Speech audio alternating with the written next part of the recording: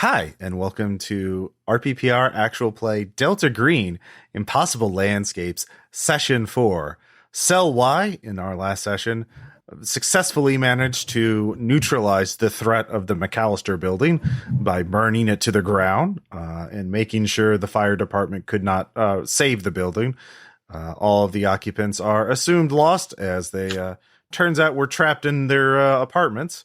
But we have a bit of time to montage, essentially. The first actual mechanic is something I forgot to do in the last session, which is on page 37 of the agent handbook, because there's a rule in Delta Green that if your agent experiences catastrophic trauma, they can bond with the agents they were with. So a lot happened in the first section of this campaign. So here I thought it was going to be I forgot to introduce the players, but so we'll actually, this is how we'll be introducing the player characters for this.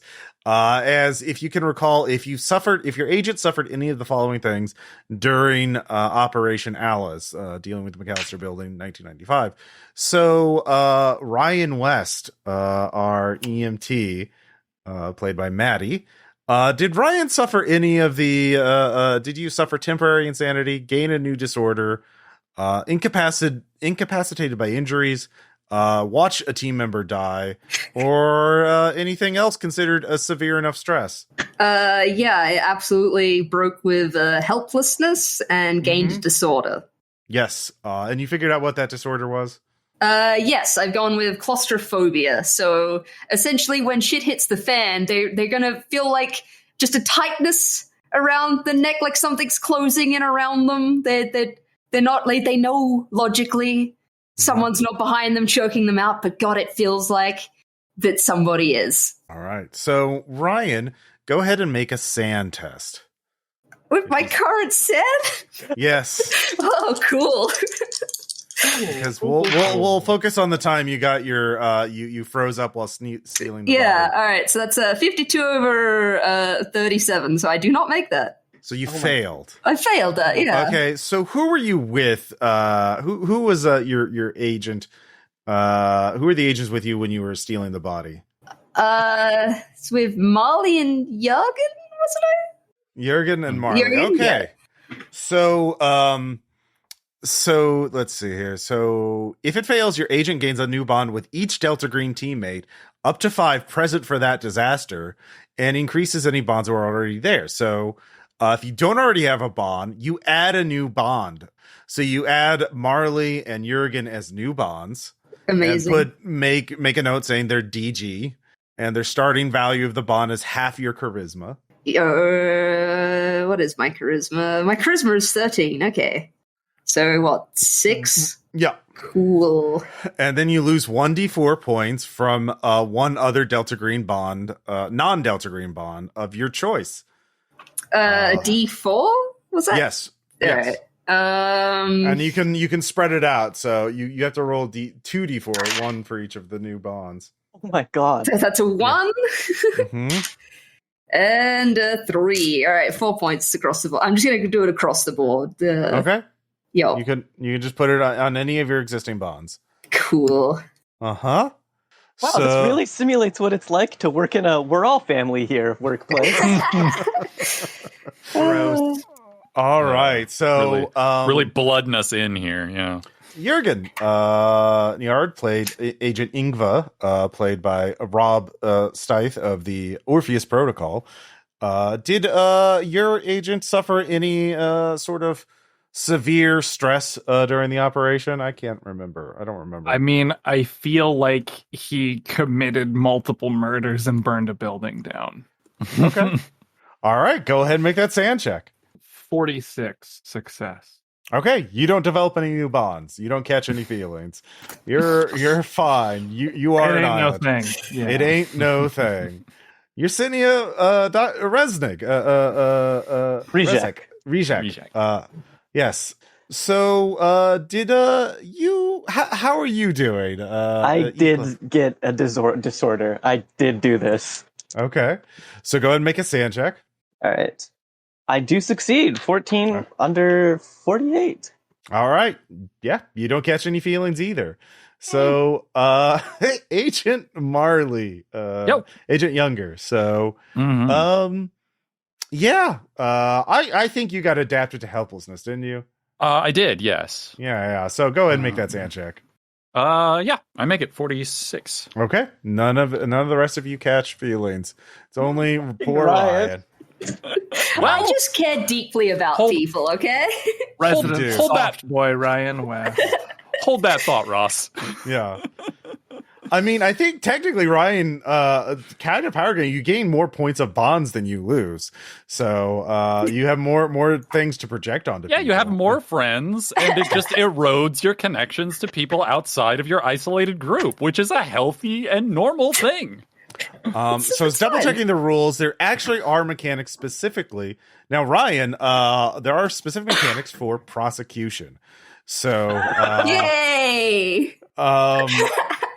So your character was seen ID'd by a witness. Allegedly. Circumstantial.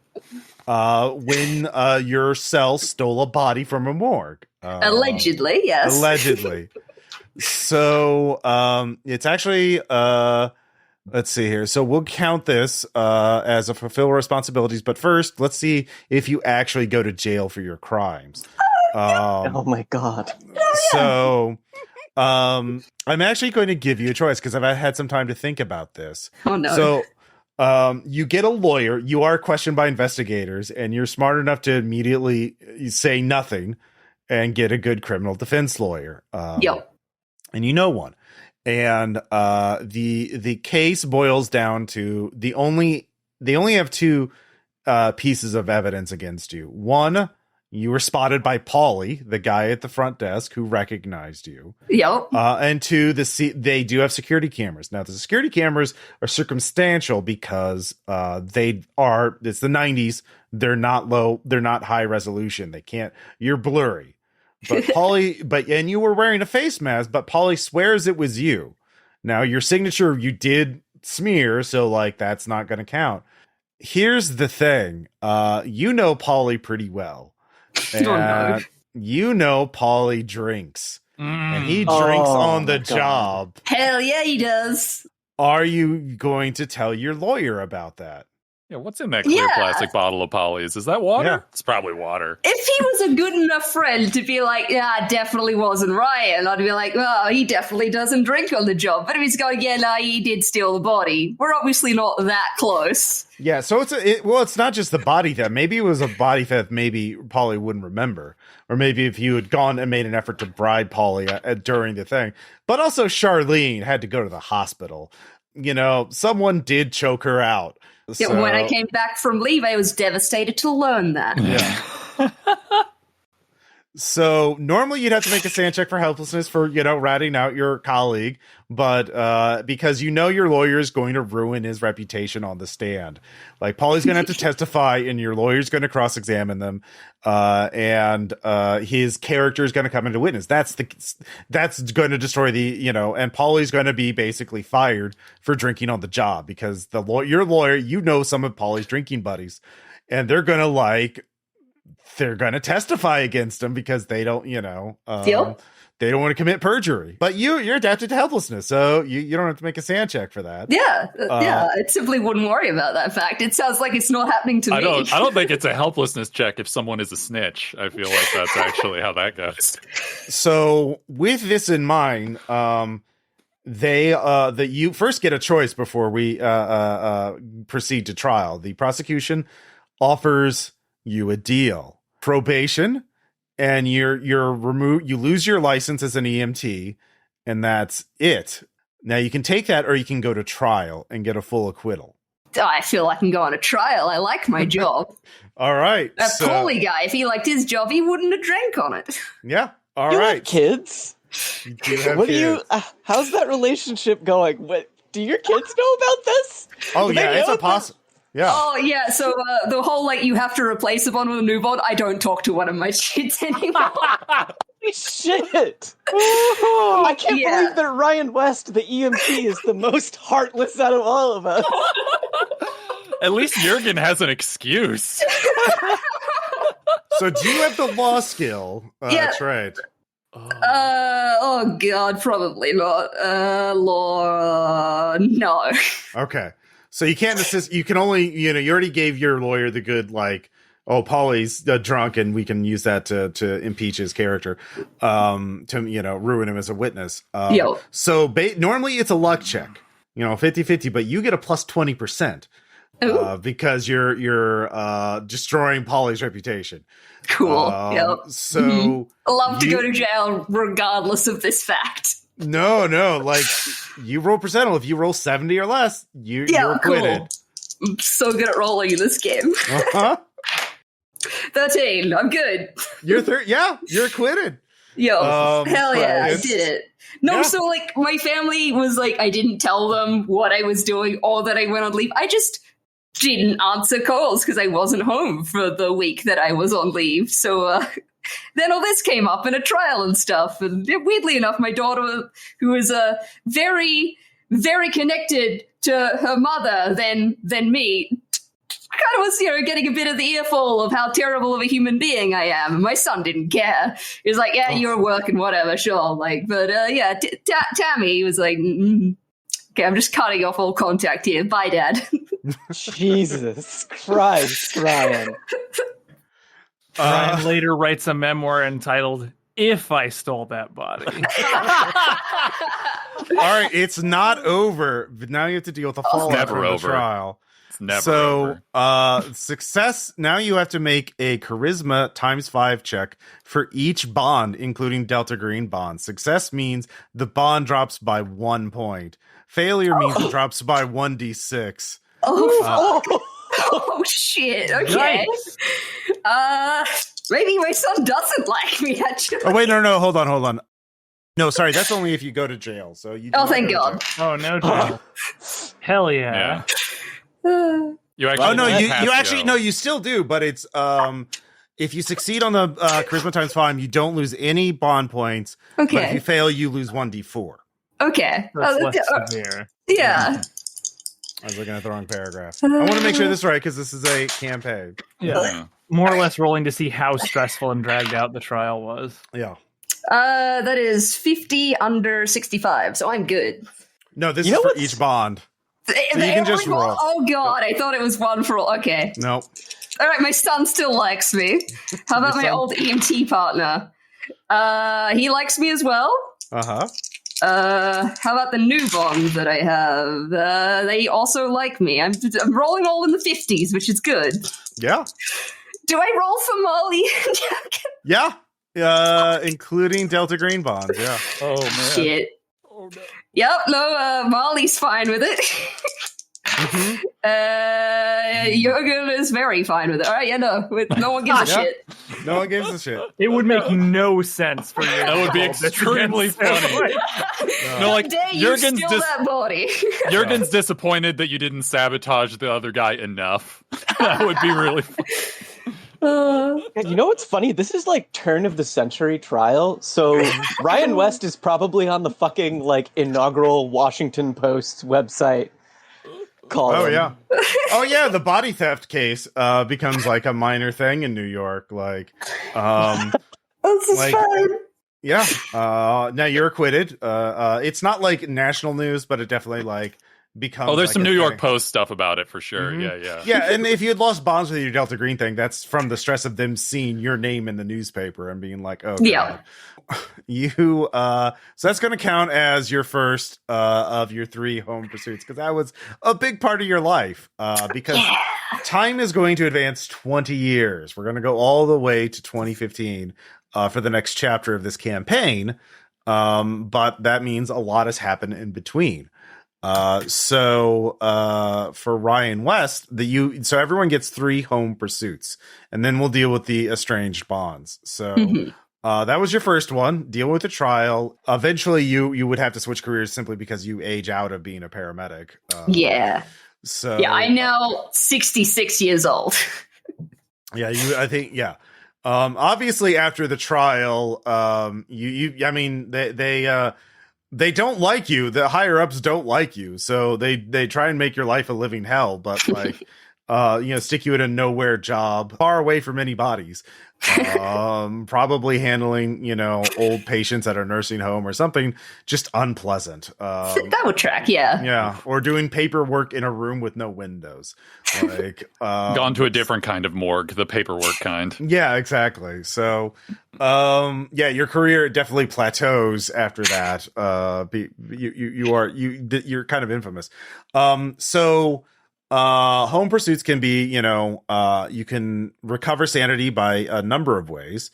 By going back to nature or going to therapy. You can or pursue a personal motivation. So that those are pretty open-ended. Therapy would be probably the best focus towards, long-term sanity recovery. And dealing with disorders and that kind of thing. Let's see here. What do you want to do? And there's also training and stuff like that. So, but you mentioned you wanted to recover sanity. Yeah, I would like to recover sanity because my sanity is pretty damn low. I think go out to nature, considering I work in New York City. It's very much I've taken up hiking or something just outdoorsy as much as possible to Oh no! Especially with I got claustrophobia as my whatever the break thing was disorder. So that the wide open outback. Okay, yeah, that's really good. You there's the Catskill Mountains and there's a lot of beautiful nature in New York. So the state of New York. So make a sanity check with a plus 20% bonus. It's still so low. That's 97. Okay. Weirdly, that's over my sanity currently. Okay. Let's see. That is not a fumble, though. No. So you don't. You start hiking a lot, but somehow you find it hollow and empty. Yeah. You do it as a hobby, but you do not recover any sanity from that. You didn't fumble, so you don't lose any. So cool. Yeah. I'm out there smoking a pack while walking, just going, when does this feel relaxing? What the fuck? Look at it this way. This is what you do so that it doesn't get any worse. Yeah. So going what on do you a want? stupid little walk with my stupid mental health. All right. What do you want to do for your last home pursuit? I wanted to improve a skill, stealth. Weirdly enough, I was very bad at that.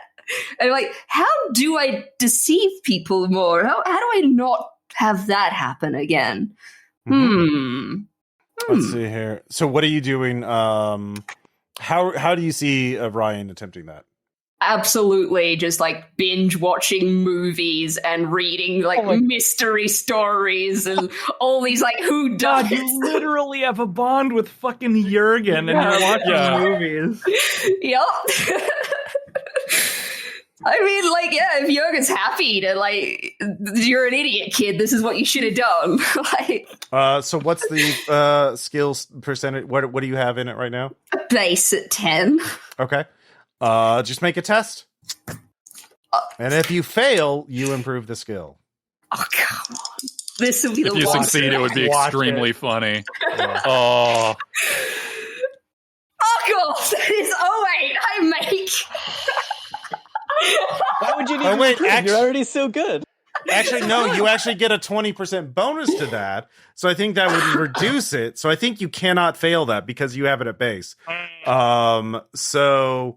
It changes to 40%. Your thank God. Oh, that's very good. Yeah. I guess he found some good movies. Yeah. Or some bad ones, and Jørgen comes and watches movies with them. And this is what they did wrong in this scene. This is why that wouldn't work. All right, so we'll do everyone's home pursuits and then we'll move on to Bond. So, Yersinia. Let's see here. Yeah, you got away scot clean, right? Scot free. You didn't. Oh yeah, I didn't have fingerprints on shit. Yeah, I can rob a fucking body out of a goddamn. Yeah, it's a bit stressful to see Ryan's name and face in the news, but Look, part of the reason why we got away scot-free was training the body to a monster. yeah. Sure, fair, yeah, okay. So you can fulfill responsibilities, which improves bonds. You can, Yes, like I said, I pretty much have what I want to do in mind already, but I have a quick question. So whenever we were first talking about this, you mentioned we lose a bond and gain a bond. Is that gaining a bond one of the pursuits, or is that... No, it's that'll separate. be it's Okay. separate. Yeah. All right, cool. So obviously Yersinia is staying on the case. Okay. Um, Staying on the case, studying it. Yeah, you do have that obsession. So this reduces a bond other than a bond for a Delta Green agent by 1 as you let your other responsibilities lapse. yes. All right, yeah, I'm going to reduce my bond with Eva Smith down to... wait, Control Z. What was that at? 5. Okay, that's fine. And then the handler, I roll this for you. So what's higher, occult or criminology? And what is it at? I think it's criminology, but I just need to make sure. They're equal. They're both at 30. Okay. Were you planning to train either skill? Did you want to do that first, or were you just wanting to make the roll? I was going to do criminology, but specifically, like, because we're getting into the information age, I think it was going to be a special training for criminology for like information architecture for computers and shit. Okay. All right. You can just do that. So it doesn't. There's no role for special training because special training is just like a, yes, no, you can do this thing or not. Like all right, cool, diving or something like that. So all right. Yersinia get iPad. All right, so you do make some progress on the case. I will give you some information in a little bit. You actually gain 1 SAN as it soothes you to keep looking for the King in Yellow. Okay. So I'm currently at my maximum sanity. How does that work? You're at 50 SAN? 48. Okay. Well, if your power SAN, your maximum is... is that your breaking point? Or yeah, I hit a breaking point and it went down. Okay. Well, you can go up to 50. So you can... yeah. Awesome. Yeah, because it's power times 5. All right, so you gain some information about the case, and I will fill that in a little bit for you. Perfect. And so you trained, you stayed on the case, and then what was your third one? Improve a skill, which is going to be... would hacking be criminology? It would be criminology, right? What? Hacking? Yeah.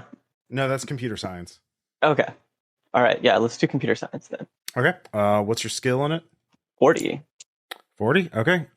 So you need to roll above a 20. Okay. That's a 22. Okay. It's a critical failure then. Yeah. What? No. No, you want to fail. No, it's good. training. You learn by failure. It's a positive thing. You're a boss. Yeah. So you gain 20 points in computer science. Hell yeah. Yeah. I know all of the good torrent sites now. Oh, sweet. Yeah, that's exactly what it means. So Yersinia stays, focuses on her computer studies and looking for the King in Yellow. You do lose a point. Obsession. Yeah. You also do lose a point of a bond as you let your responsibilities lapse to focus on your training. So you can just make that. And then let's see here, Agent Younger, Marley. What up? All right, what are your pursuits? All right. She is also staying on the case. Okay. Criminology is it better to have high or 50? Okay, so 50. Yeah, criminology would be higher. Yeah. So I roll for you. Yes. Yeah. Criminology. What was your skill in it? 50. Okay. You fail to find. God damn it. You do lose a point of a bond. Awesome. As you continue to do that, you lose 2 SAN as your frustration with the case mounts. Woo! Oof. That's okay. Okay, second, I'm going to try and improve a stat. which is I'm going to try and improve power because my helplessness took a big chunk out of that. And so Marley's going to be working to sort of find a new way to dedicate herself because she sort of lost faith in her prior ideas of why she did what she did. So well, how would you improve your willpower and self-discipline? Part of that is just through, I don't know, let's say new connections that she's making, and she's reorienting herself to be a little bit more focused on like defining a little sort of social circle, a little found family to move forward from, instead of just sort of getting lost in between academia and law enforcement. So she's trying to become more concretely interpersonally focused. Yes. Okay. What's your current power? My current power is 9. 9. So you need to roll above a 25. Okay. I also need to not just drop the dice in my lap.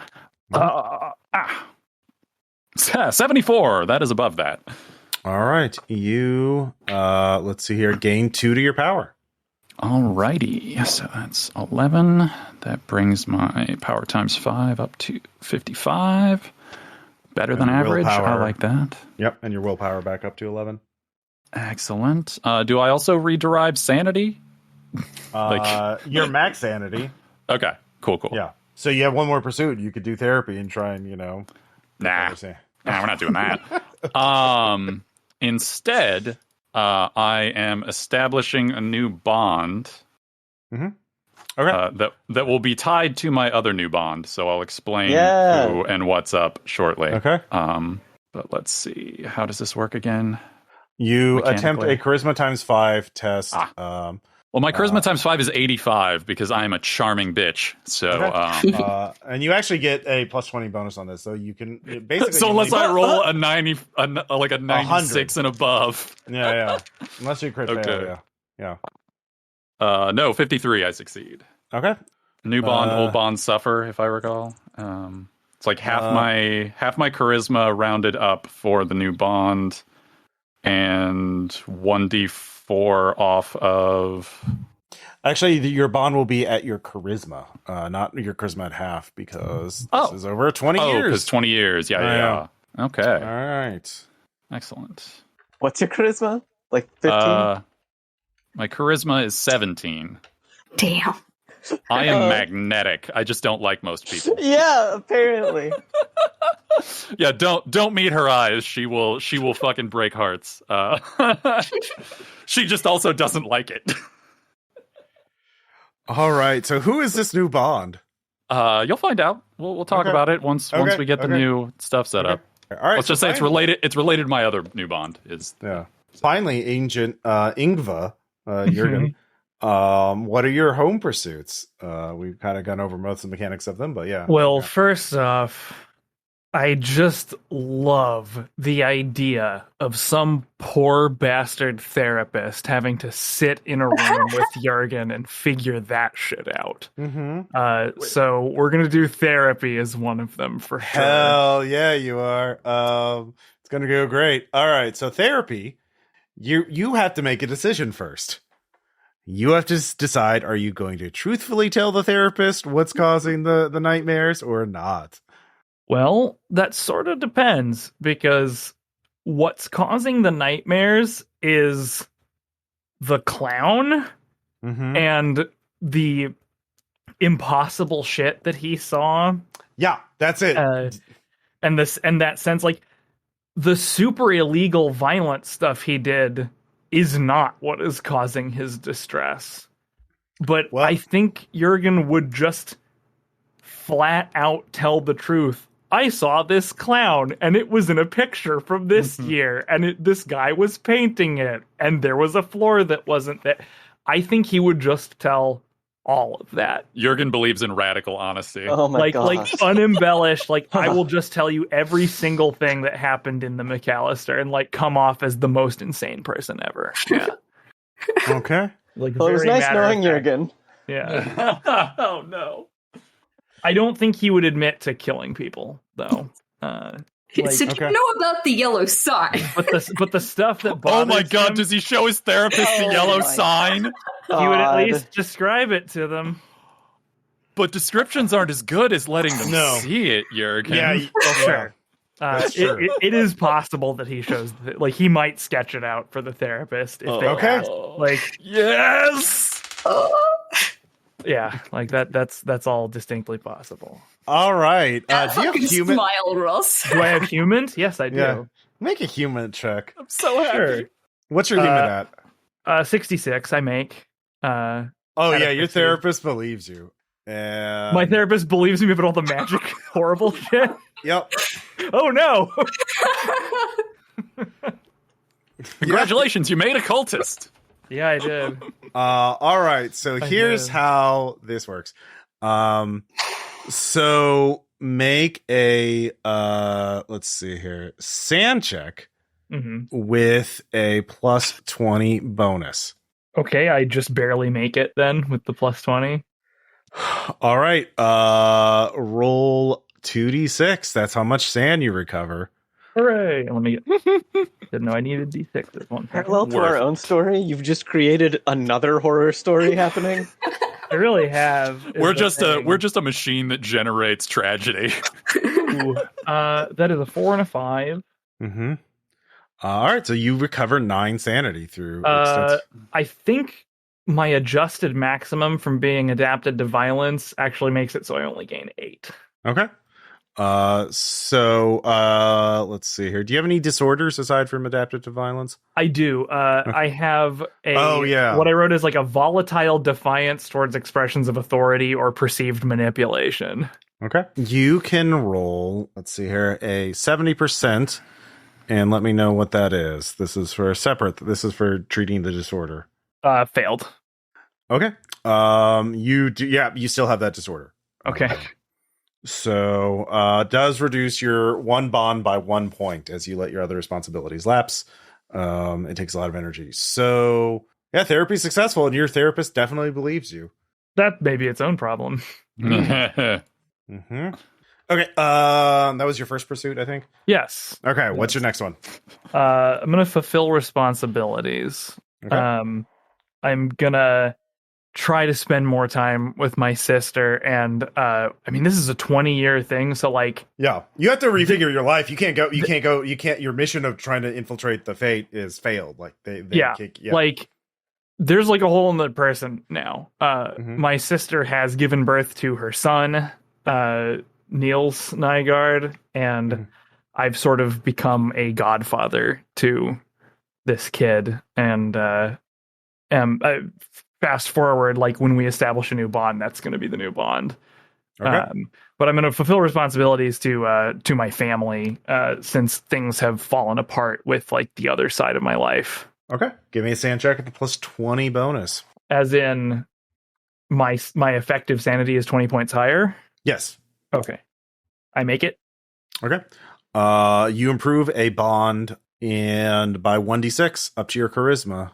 The bond can only caps at your charisma. Oh shit. Well then, I can't benefit from this. Let's see here. Would it be better for me to skin that time spent with family as improving my charisma since it was so fucked up from like living sure. with Carol? Yeah. I would allow that. So your charisma goes up by 2. Okay. Yeah, charm school. Nice. Yeah. And does that I assume that allows the bond to grow but doesn't grow it immediately. Yeah, in fact, one of your bonds, you kind of focus so much on your family, one of your other bonds goes down by 1. Yeah. Well, I mean, What is your charisma? my charisma was a 7. Oh my god. It's now a 9. Yeah.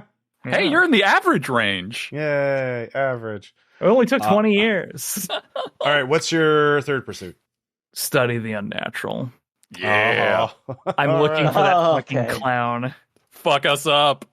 All right. How are you? You're still a member of Delta Green and you're still active. So that's actually, you can tell me narratively, do you find books? Are you finding Delta Green case files? Are you interviewing people like Gary? Oh yeah, like I'm it's a combination of like I'm trying to cross-reference Delta Green case files both topically and geographically. I'm fixated on the clown because that was the first thing that was wrong. And I have this idea, like, destroying the McAllister was a band-aid, like it wasn't a cure. And like I have this belief deep in my soul that if I can kill that clown, that will redeem me. That will leave me cleansed and able to be in the normal world instead of this like netherworld that I've baptized yourself in the blood of clowns. Yes. Okay. Yes. And so it's a combination of like more beat cop stuff of like, you know, staking out areas and talking to people and cross-referencing files and stuff. I'm trying to basically forensically reconstruct the path of either this clown or the idea of it. And try to like look for a source. Okay.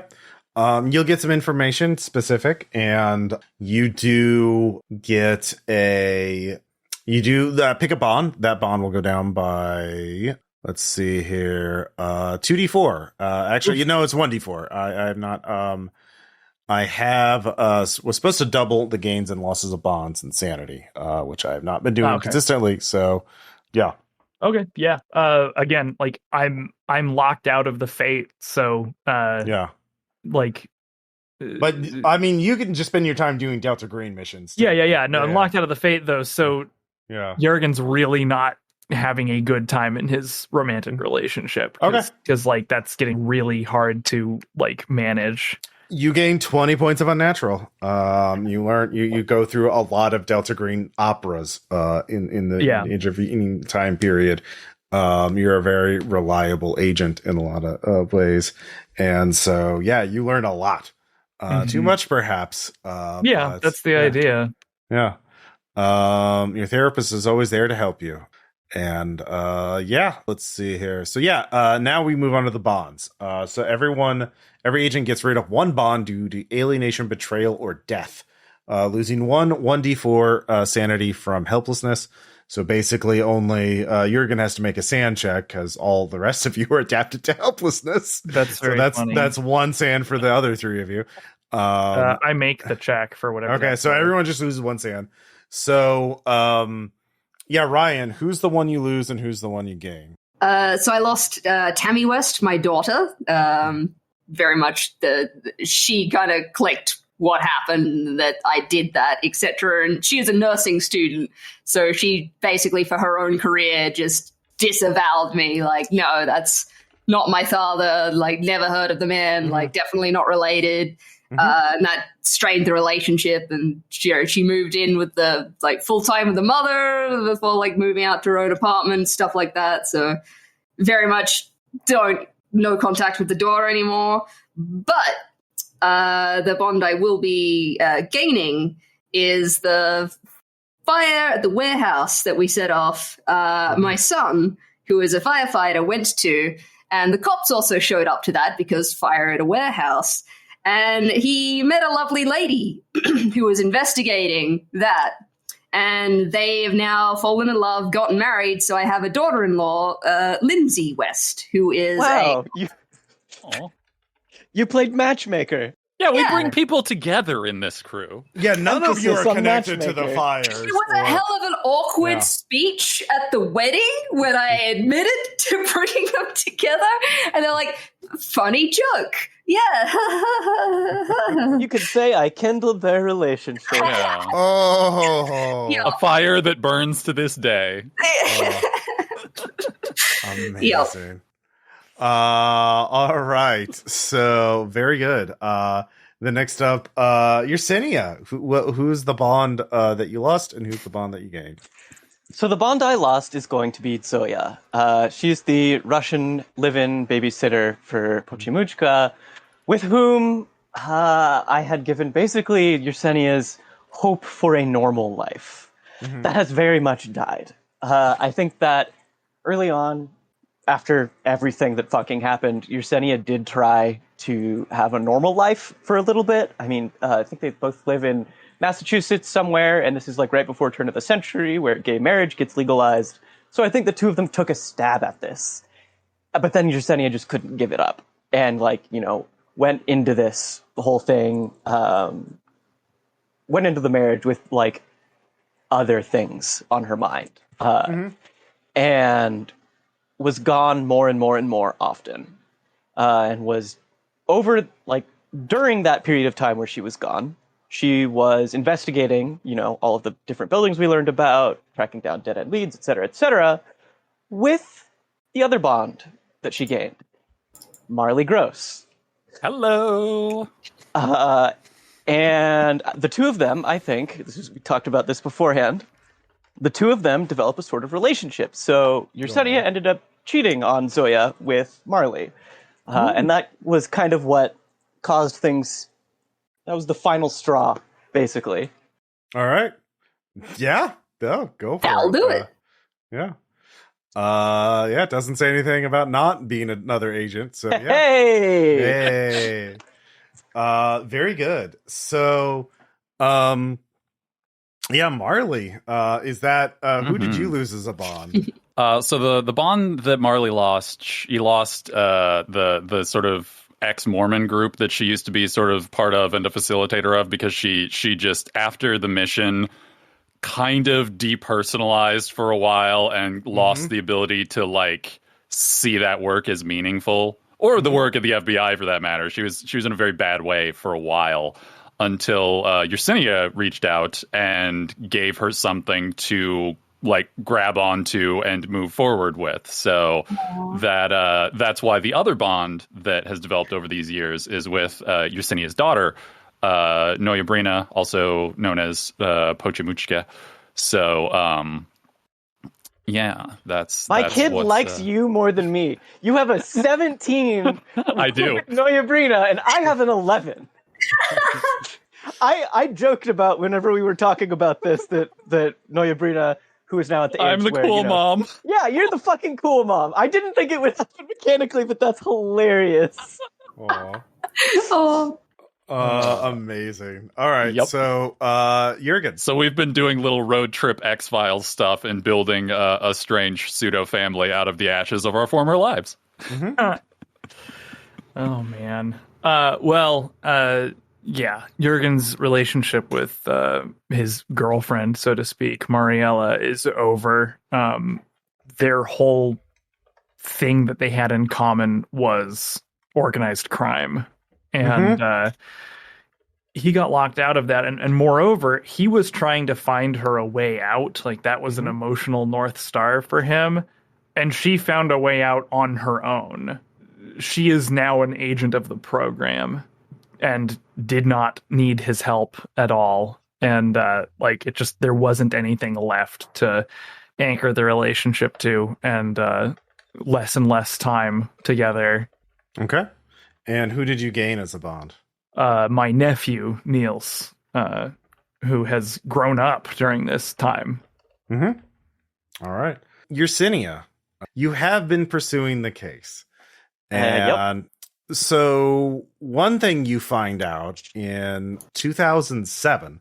Now, when did you break? You must have broken up. I'm going to say that you broke up with Zoya well before 2007. So what I think happened is they're technically separated, but not divorced on paper. And Pochemuchka still spends time at Zoya's place.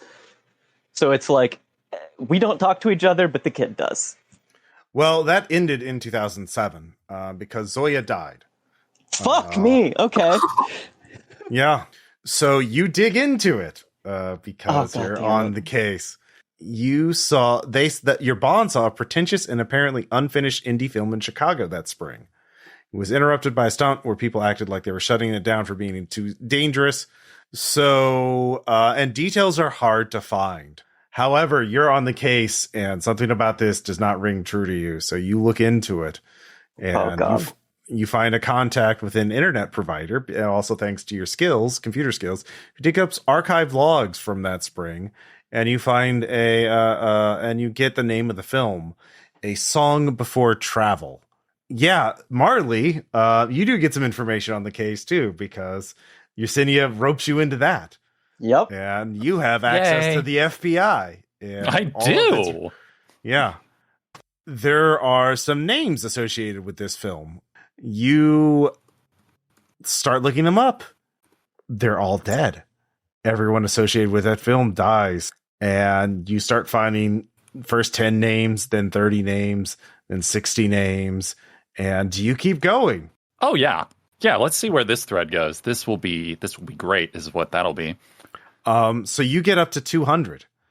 And so it's cast, it's crew, it's people who yeah. Okay. Fitzroy stops by as you're getting into your car in the parking garage. And she says, "Stop looking into it. The movie. Is this a clearance thing, or this is a need to know thing, and you don't need to know. Stop." I'm gonna roll human on her just to see sort of what her, I don't know what level of threat we're talking here. Okay. Which I just miss at 89. Okay. Human just doesn't like me, despite the fact that my score is 82. Nope. It's fine. Okay, Yep. so I know what I know. All right. Mm-hmm. I nod and get in my car and go away. Because I'm not going to argue with the lady who knows more than I do. Yeah, and she's like one of probably, I think, the person in charge of the FBI in Boston at this point. And probably soon to retire, actually. Actually, by 2015, she does retire. Because, you're only supposed to be in the FBI for so many years before you're kicked out, before you're, retired. It's like a 20-year career thing. So put out to pasture. Yeah. So yeah, she kind of consults and teaches and that kind of thing now. But yeah, she does. They tell you to stop in looking into the Song Before Travel. Do you tell Yersinia about that? Oh, absolutely. Because I know she's going to keep looking, which means what I'm actually telling her is that you have to be careful, because looking at this through the bureau clearly pulled up red flags. So you're going to have to do whatever your dark web stuff is or something, because Fitz just straight up told me to my face not to look at it anymore. Mm-hmm. Yeah, you both lose one sand from helplessness. I'm adapted. How dare you? That is what you do. Oh, right. Gotcha. Yeah, it's 1d4. Yeah. Is a Song Before Travel in any capacity related to A World Without Doors? Not that you can tell. In fact, you think it's more closely related to that incomplete play that you have. Yes, I would very much like to find a completed version of that. Yeah. So the years go by and you keep looking for it, and maddeningly, you cannot find a complete copy of The King in Yellow. Yeah. So time goes by and you go on with your lives. Jørgen's the only person who seems to be frequently involved with Delta Green, at least in terms of field operations. I mean, he doesn't know what else to do. Like, if he's not in organized crime anymore, like, he can be in organized crime back in Boston. Like, there's always organized crime. I suppose that's true, but he's probably pretty whole hog for Delta Green at this point. Like, you do find out that the Fate shuts down shortly after, sometime in 2001. Like, Club Apocalypse shuts down. All the leaders, Stephen Alziz disappears. All the other leaders are killed or disappear. And yeah. So, at some point, Ryan, you find out that Daryl Montgomery dies, and is found in the river. They have to dredge him up out of it. He apparently had a smile on his face. So that's your lives. Ryan, what are you doing now? Well, actually, you know what? You could just establish that in play, because, on August 28th in 2015, all of you receive a message by FedEx, a nice envelope. And in this envelope, there is an invitation for you. And I'll just put it right here, and I will read it for you. It is a fancy invitation. The invitation is for a private birthday party for someone named Richard Zaloni. It is to be held at the Gateway Bridge restaurant in the Dorchester neighborhood of Boston at 8 p.m. on September 1st, in a few days. None of you know a Richard Zaloni. but the front of the card is embossed with a stylized green triangle. All of you know that triangle means Delta Green. It means the group. Those of you, Yersinia, know that the last name is the Polish word for green. It sounds like we need to arrange everything of our lives that isn't this, and then leave. So yeah, you've received this invitation for. I mean, Delta Green seldom. You are all members of the in the out of character, it's called the Outlaws. You have not become official federal agents. Marley, you know that there is such a thing. Fitzroy has advised you against joining it because they are corrupt and are using technologies they should not. It simply stay in the shadows and fight the good fight when you can. So you have like a couple of days to get there, but all of you are on Ryan, where are you now? Are you still in New York City? I would say I'd stayed in New York City, but very much like after shit kicking in the EMT, like paperwork bullshit for the longest time, transferred into a nursing home place where I still have access to a lot of drugs because that's important to me. But yeah, like, very much the day-to-day needs of like the elderly. As soon as anyone passes on, weirdly enough, they don't let me handle that. But it's just taking care of the needs of people day in, day out. Yeah. So yeah, you get that message. Your heart sinks. How old is everybody now? Yeah, I am 66 now. I very much gonna be retiring pretty damn soon. This is a cushy job, which Don't is why set that death flag. Don't set that death flag. Jørgen's 52. Marley will turn 50 next month. Yeah, you're actually set to retire from the FBI soon. Yeah, you've risen up through the ranks as well.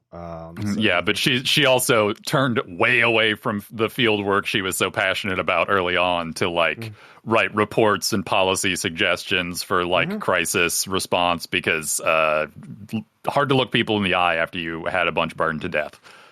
So I know what you're talking about. Yeah.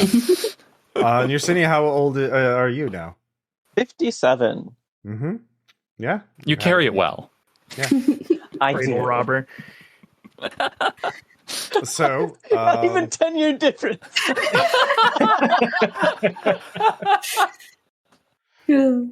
Well, it's that charisma speaking, that's for sure. Yeah. So yeah, it sounds like all of you have stayed in contact with each other. You can, you're invited to be at this restaurant at this time in 2 days. Which is an easy drive for any of you, even from New York would be the only one who's at. Let's see, Jørgen, you're still in Boston, I imagine. Yeah, it's only a couple hours drive for any of you. Yeah, when I receive this invitation, I'm going to send a quick text to Marley and Jørgen, like individually, like, "Hey, did you get a message about our friend's birthday soon? Just."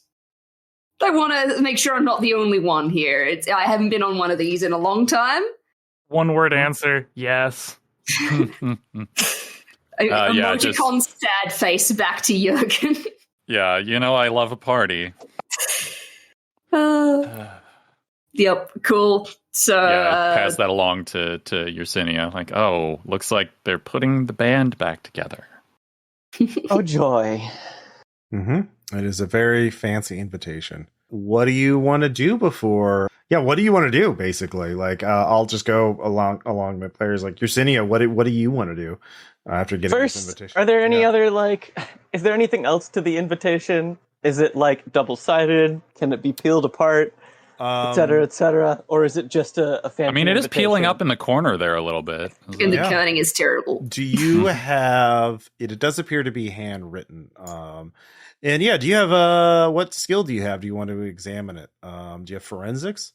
I've got criminology and forensics, and apparently a cradle-robbed FBI agent at my disposal. I was not a field agent. My forensics is 30. All right, and what's your forensics there, Yersinia? 20. Oh, well, mine's better. Yeah. So yeah, it is handwritten. It is sort of like oddly framed, like on cardstock, but yeah, when you look at it, let's see. Actually, go ahead and give me a roll there, Marley, with a plus 20 bonus. Okay. Actually, plus 30 because Yersinia is helping you.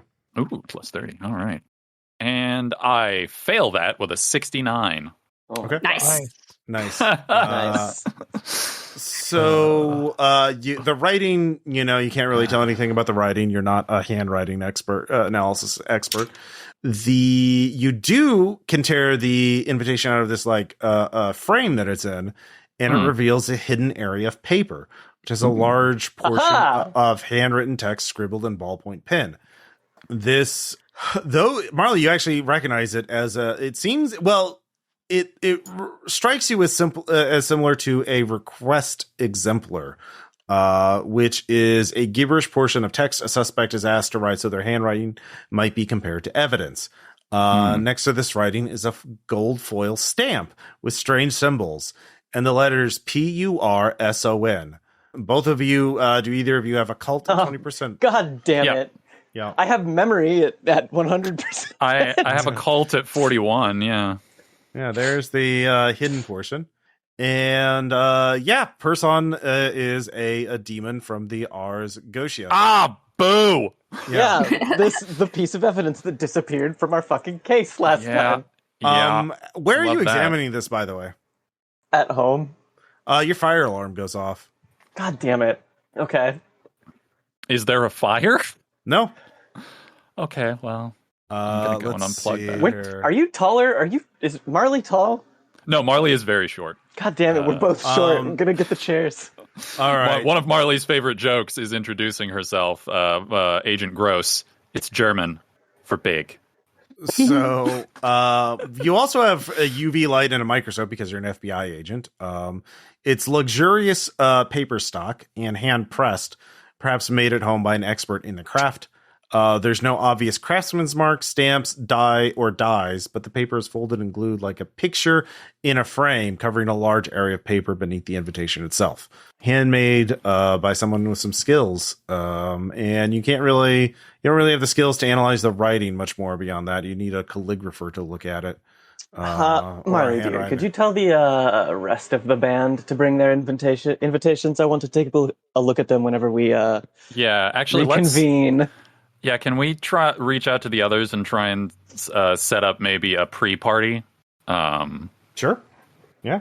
I assume the rest of you want to accept and do that. Yeah. Okay.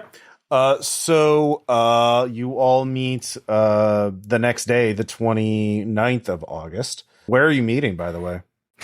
Screw it. Like, I'm gonna rent a storage container. The classics are classics for a reason. Just cache storage, some cheapskate thing. Give me a luck check. All right. If you make it, you've already had one. Just for is it just like high or low? Like, how do we do luck? I forget. 50% or lower, and you succeed. Okay. We'll just be consistent. 31. All right. Yeah, you already have one under a Yeah, I get. Yeah. Old habits die hard. So yeah, it's the next day. Is this is probably right outside of Boston. And yeah, the four of you meet. It's been a while since all four of you have been in the same room. Yeah. I don't know about everyone else, but Jørgen looks significantly different now. Jørgen would probably look like healthier and more like a real person, wouldn't he? In some ways, like the way he carries himself, yes, but he's certainly gotten softer around the middle, and the daily buzz of the head and face is no longer a thing.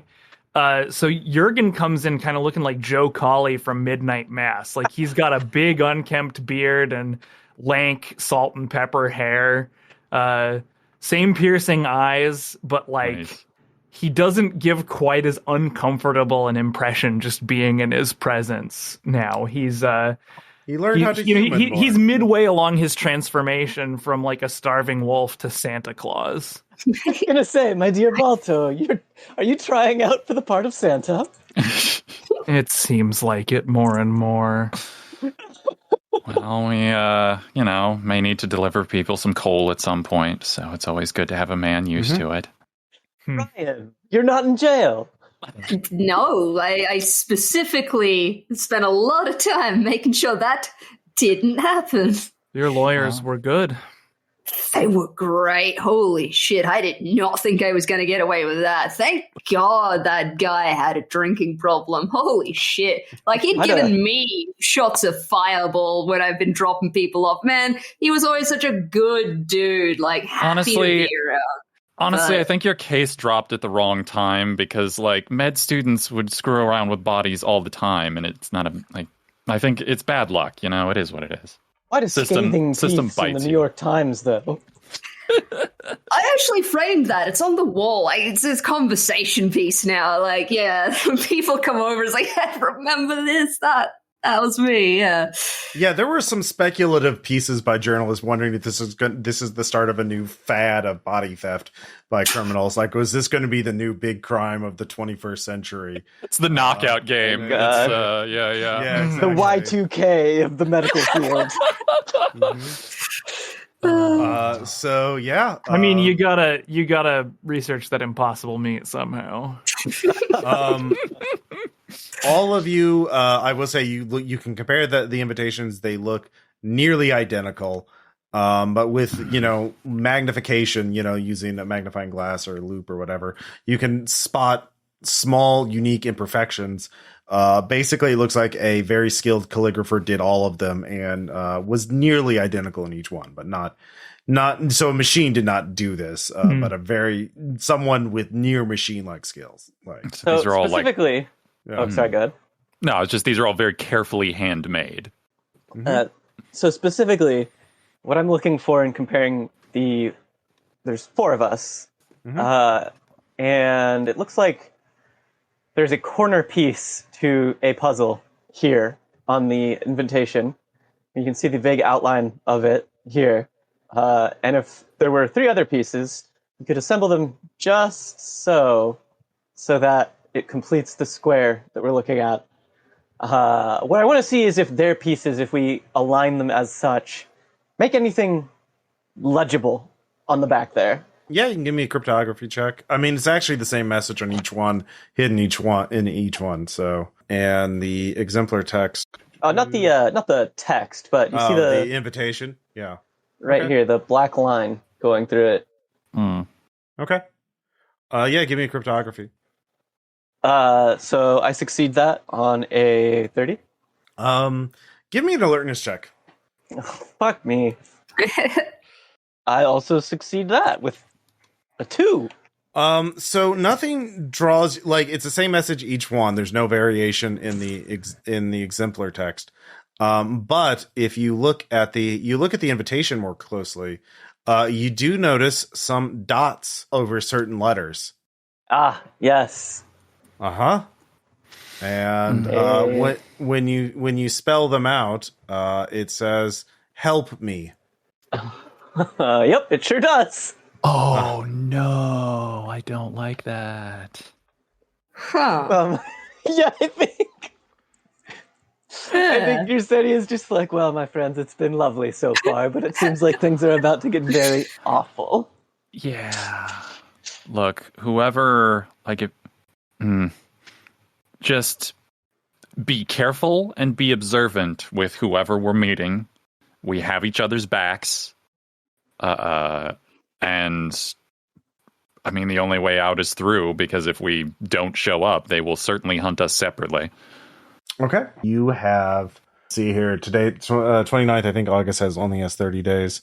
And yeah, you're supposed to go. It has 31. No, August has 31. Okay, 31. So yeah, you have 3 more days before you have to meet, because the invitation is for the 1st.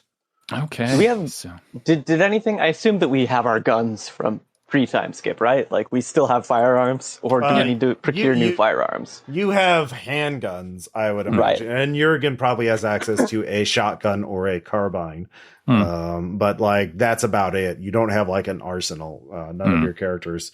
That would be like pursuing a personal motivation would be building up like a big arsenal of guns or whatever. So like you have deniable guns, I would say. yeah, that would not be too much to ask for.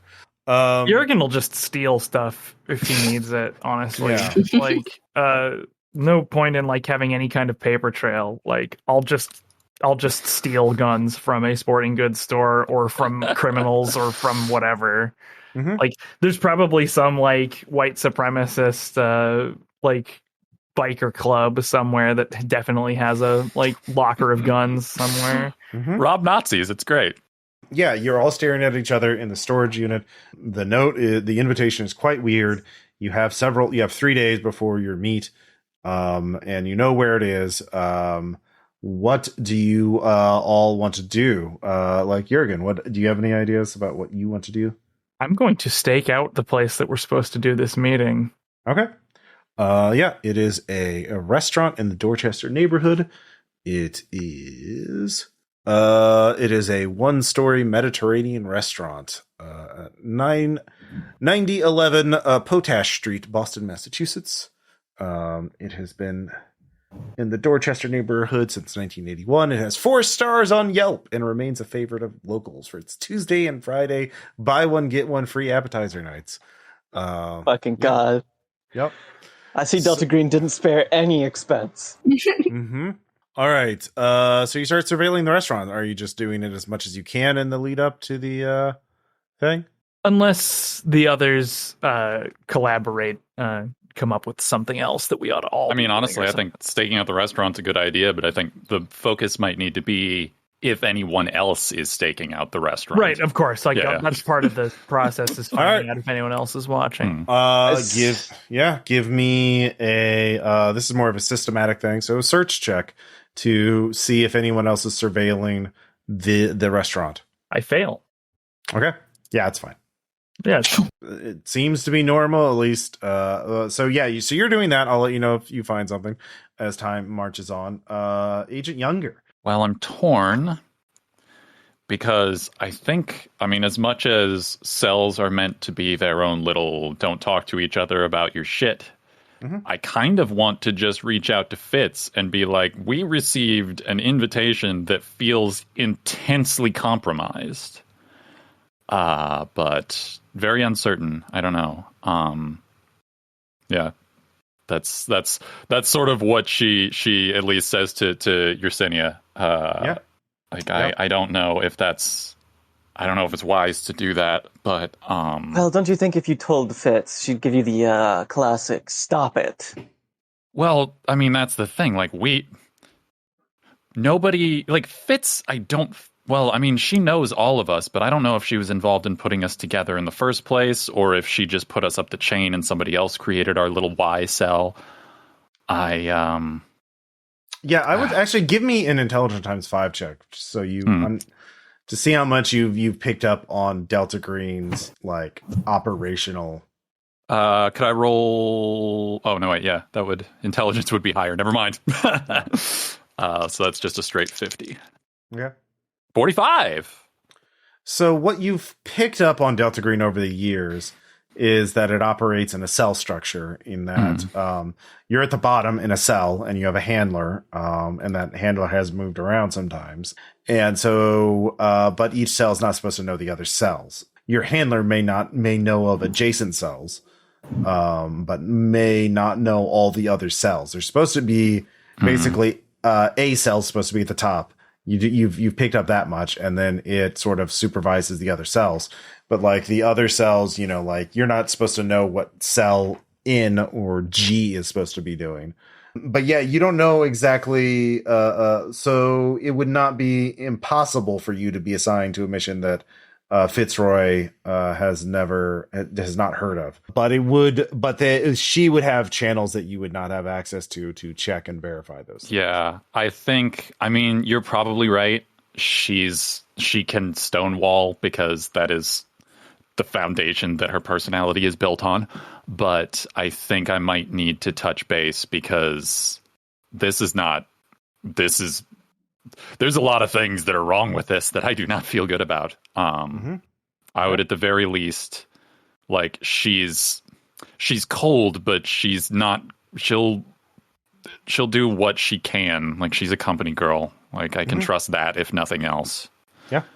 Okay, so you start arranging to send a message. Do you want a meeting or do you just want to send a message?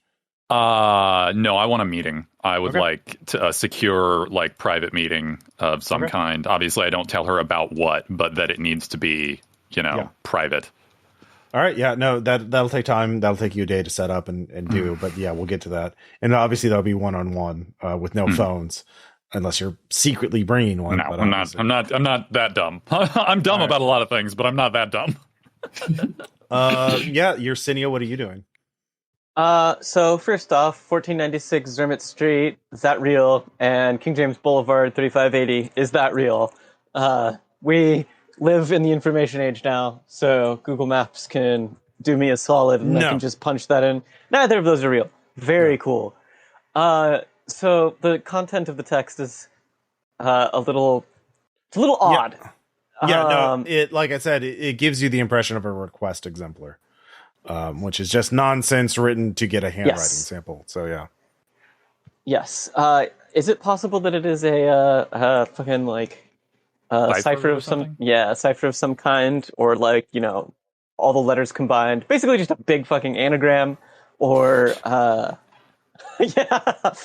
something like that. Is there a message in it? I don't like that some of the letters are larger than others. It is very. Okay, yeah, give me this will take you a day to sort of analyze it from all angles cuz give me a cryptography check.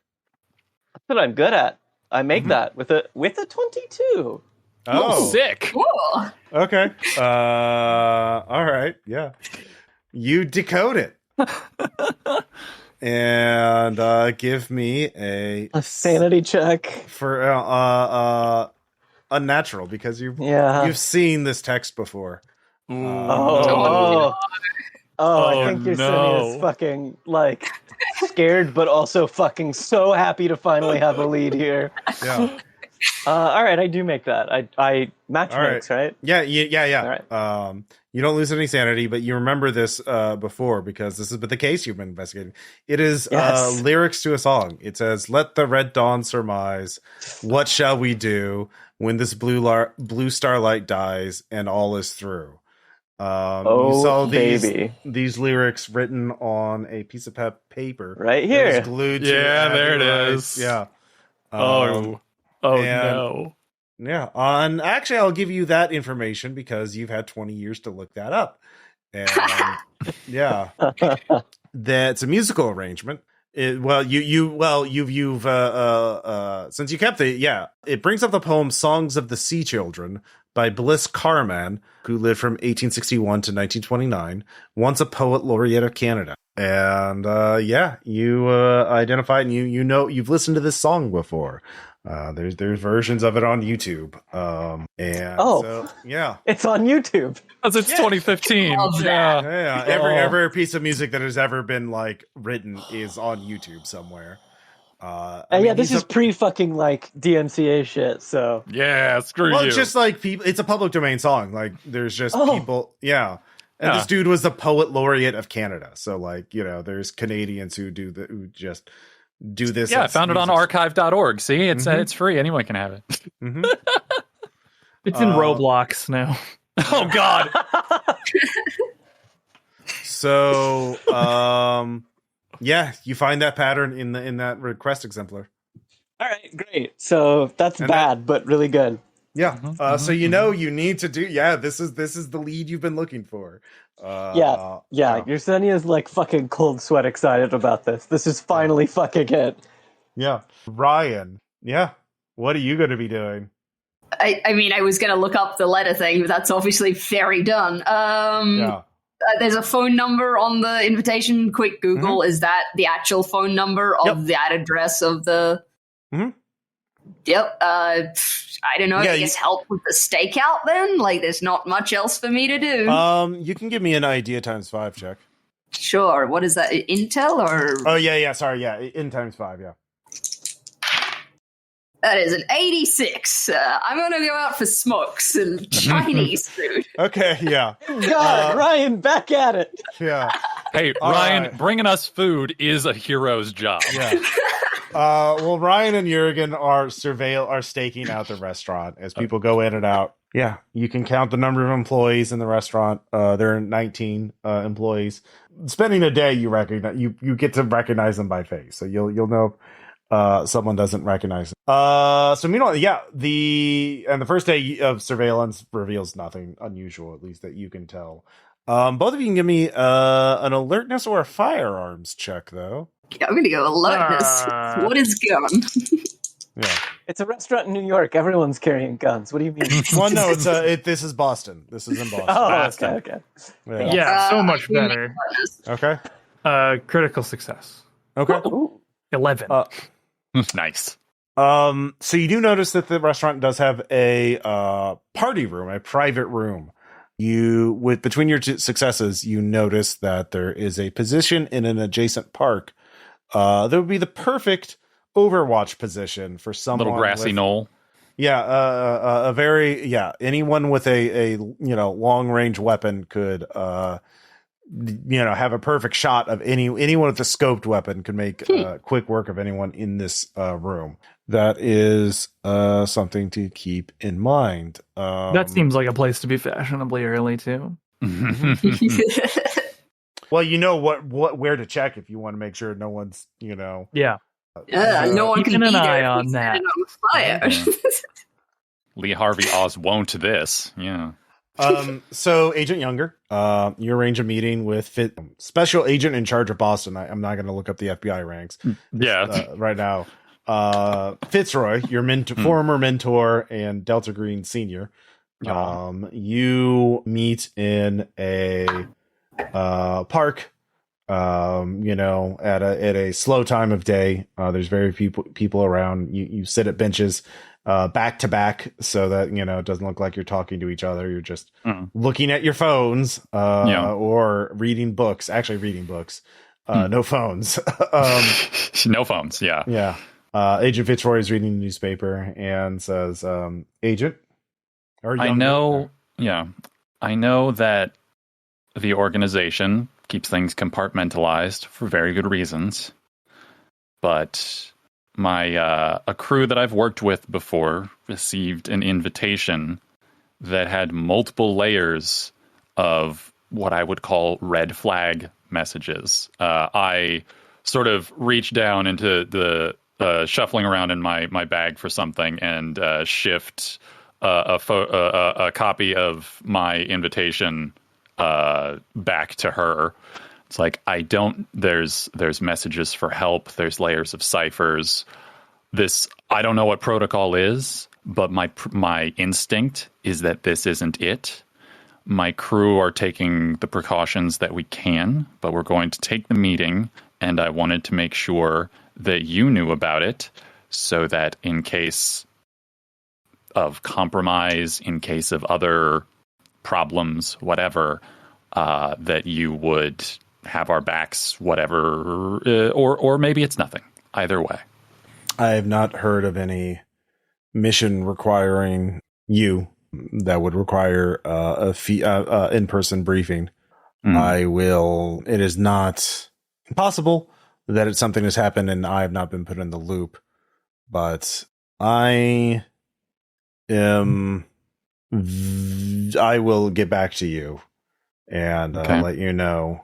I give her, along with the copy of the thing, I pass her a burner number. Be cautious at the meeting. Get as much information. Find out who's giving it.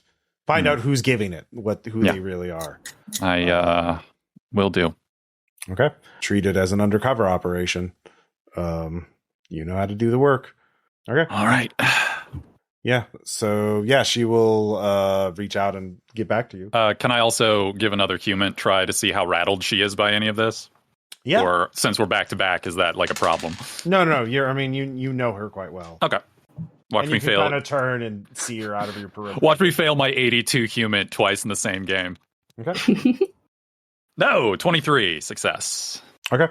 She doesn't seem rattled. Okay. Yeah. But I mean, she's also very good. So at the very least, it wasn't enough to break that. So okay. All right, that's all I'm doing then. Okay. Establishing that line of communication, and then back to the ranch. A day has passed, so I think it's the 30th now. So the surveillance of the restaurant has revealed nothing so far, aside from finding the sniper spot and that there is a private room. Yersinia, you finished your translation or your deciphering. Do you share this with anyone, or do you keep it to yourself? Yeah. I'd share our info. Okay. So all of you. Yeah, I would say. There no sand checks or anything. It's just like, yeah, definitely. Mm-hmm. Well, it's fucked. Yeah. Oh, the other creepy song, not the one that followed us on the radio, but the one that we found on the crazy wall. That's good. Yep. Okay. So yeah, also possible sniper ability position. Like the room we're probably gonna have this meeting in has a pretty good line of sight. Honestly, that's something that concrete is weirdly comforting. I don't know how to say that any other way. Very human to know that a gun can be pointed at us. All right. Are there? I think in terms of the crew that's keeping watch, I think maybe another goal would be plotting exits that might at least be better at circumventing the sniper line. Yeah, but you know that building in and out. They both know the building in and out. Actually, I would imagine both of you have gone in to get food. Oh, sure. Did you actually sit down and eat? Yeah, why not? Okay, Try some 2-for-1 appetizers. Very remarkable. Yeah. How? I mean, it's how would you rate? How would you Ryan? How did you like the food? It's Mediterranean cuisine.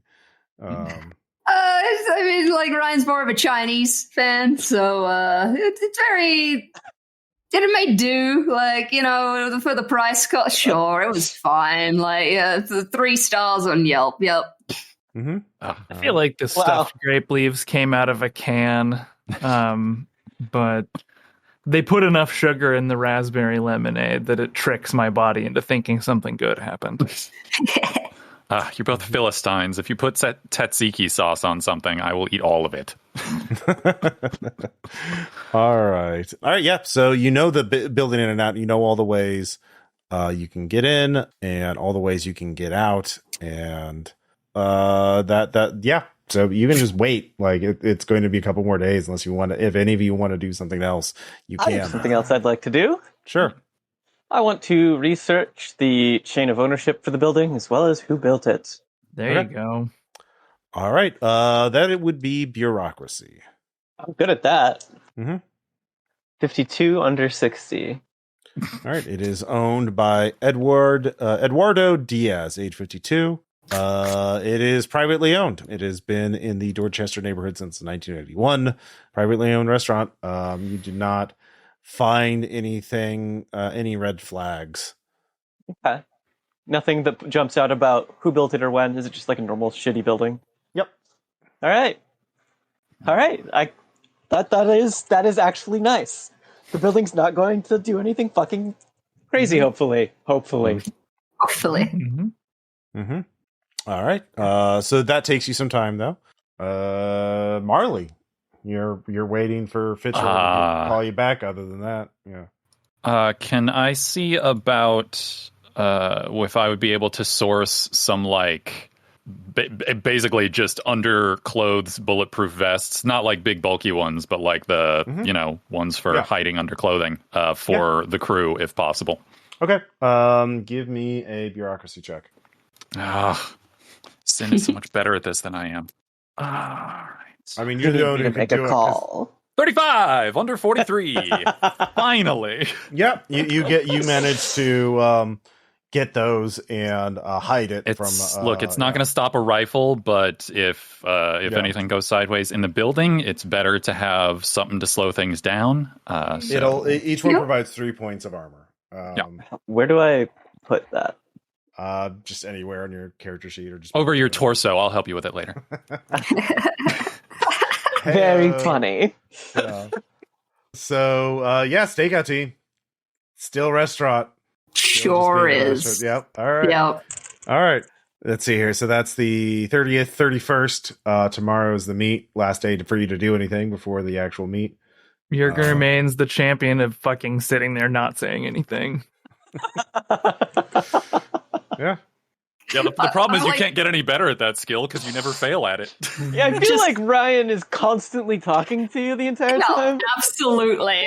Here's my good mate, and I'm like, and then the other day, what happened was just going on about the nonsense bullshit happening. And then occasionally Jørgen will just put in, yeah. Mm-hmm. And here's the thing. It's sincere. This is a true friendship reaction here. Yeah. It's very, this crew. I love this crew. This is so good. It's so good. All right. So, I guess that's, you don't, Fitzroy still does not contact you. The day of the meet comes. As I assume all of you are going to be in the neighborhood as it gets close to the hour of 8. But you two are well positioned, so both of you. Cars come and go all the time. It's a restaurant; right. People come and go. It's just how it is. But both of you can give me alertness checks. Success. Okay.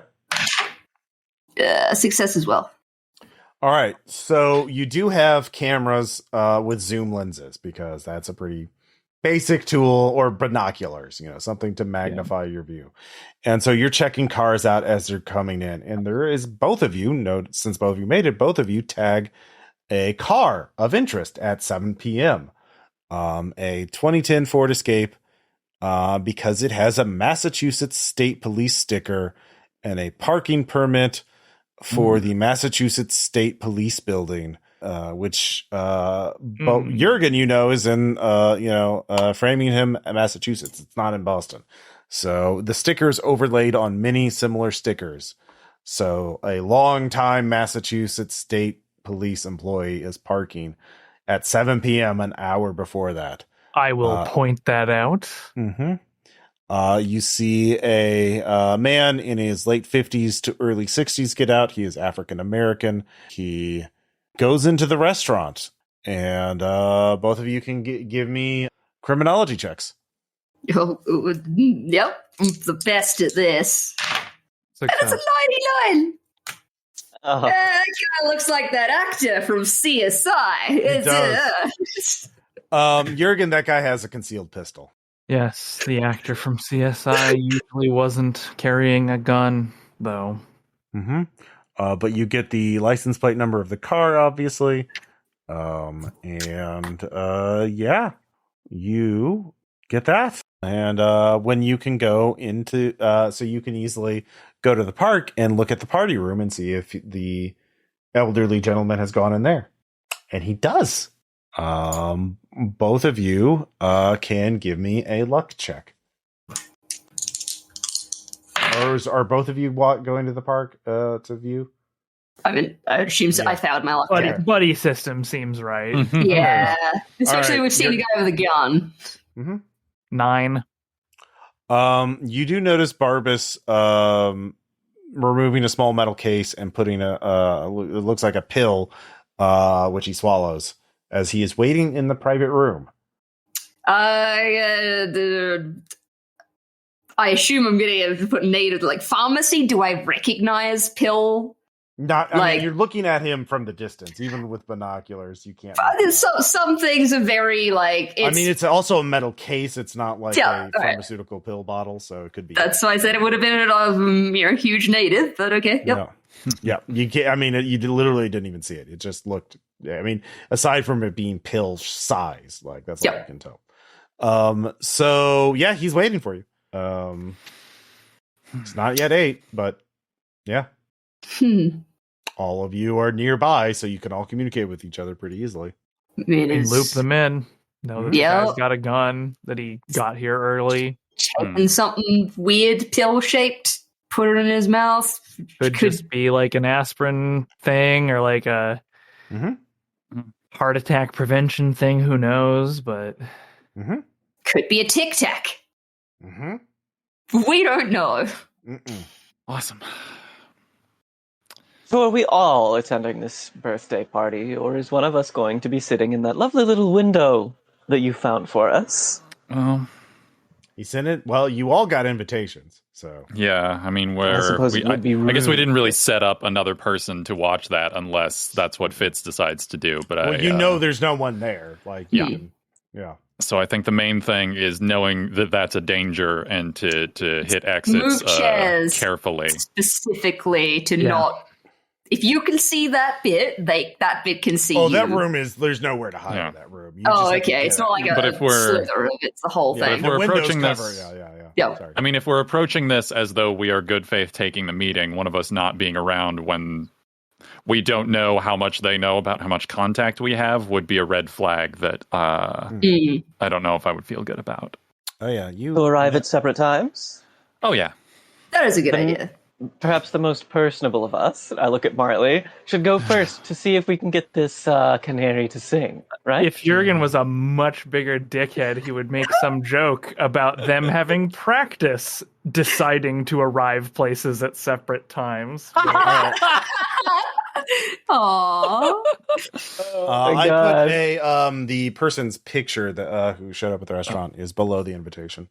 Cool. Well, dear, do you want to arrive fashionably early and I'll arrive fashionably late? Don't be too late. We don't know who's out there.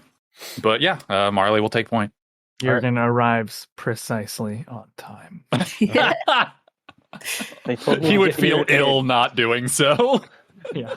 They said 8. Why would I get here at any other time? It was explicit.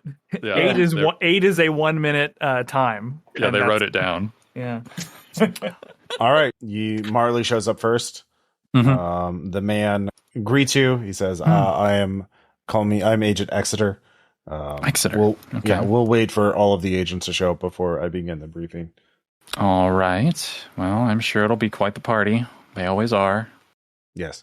He get a faint odor, body odor, oil and gasoline.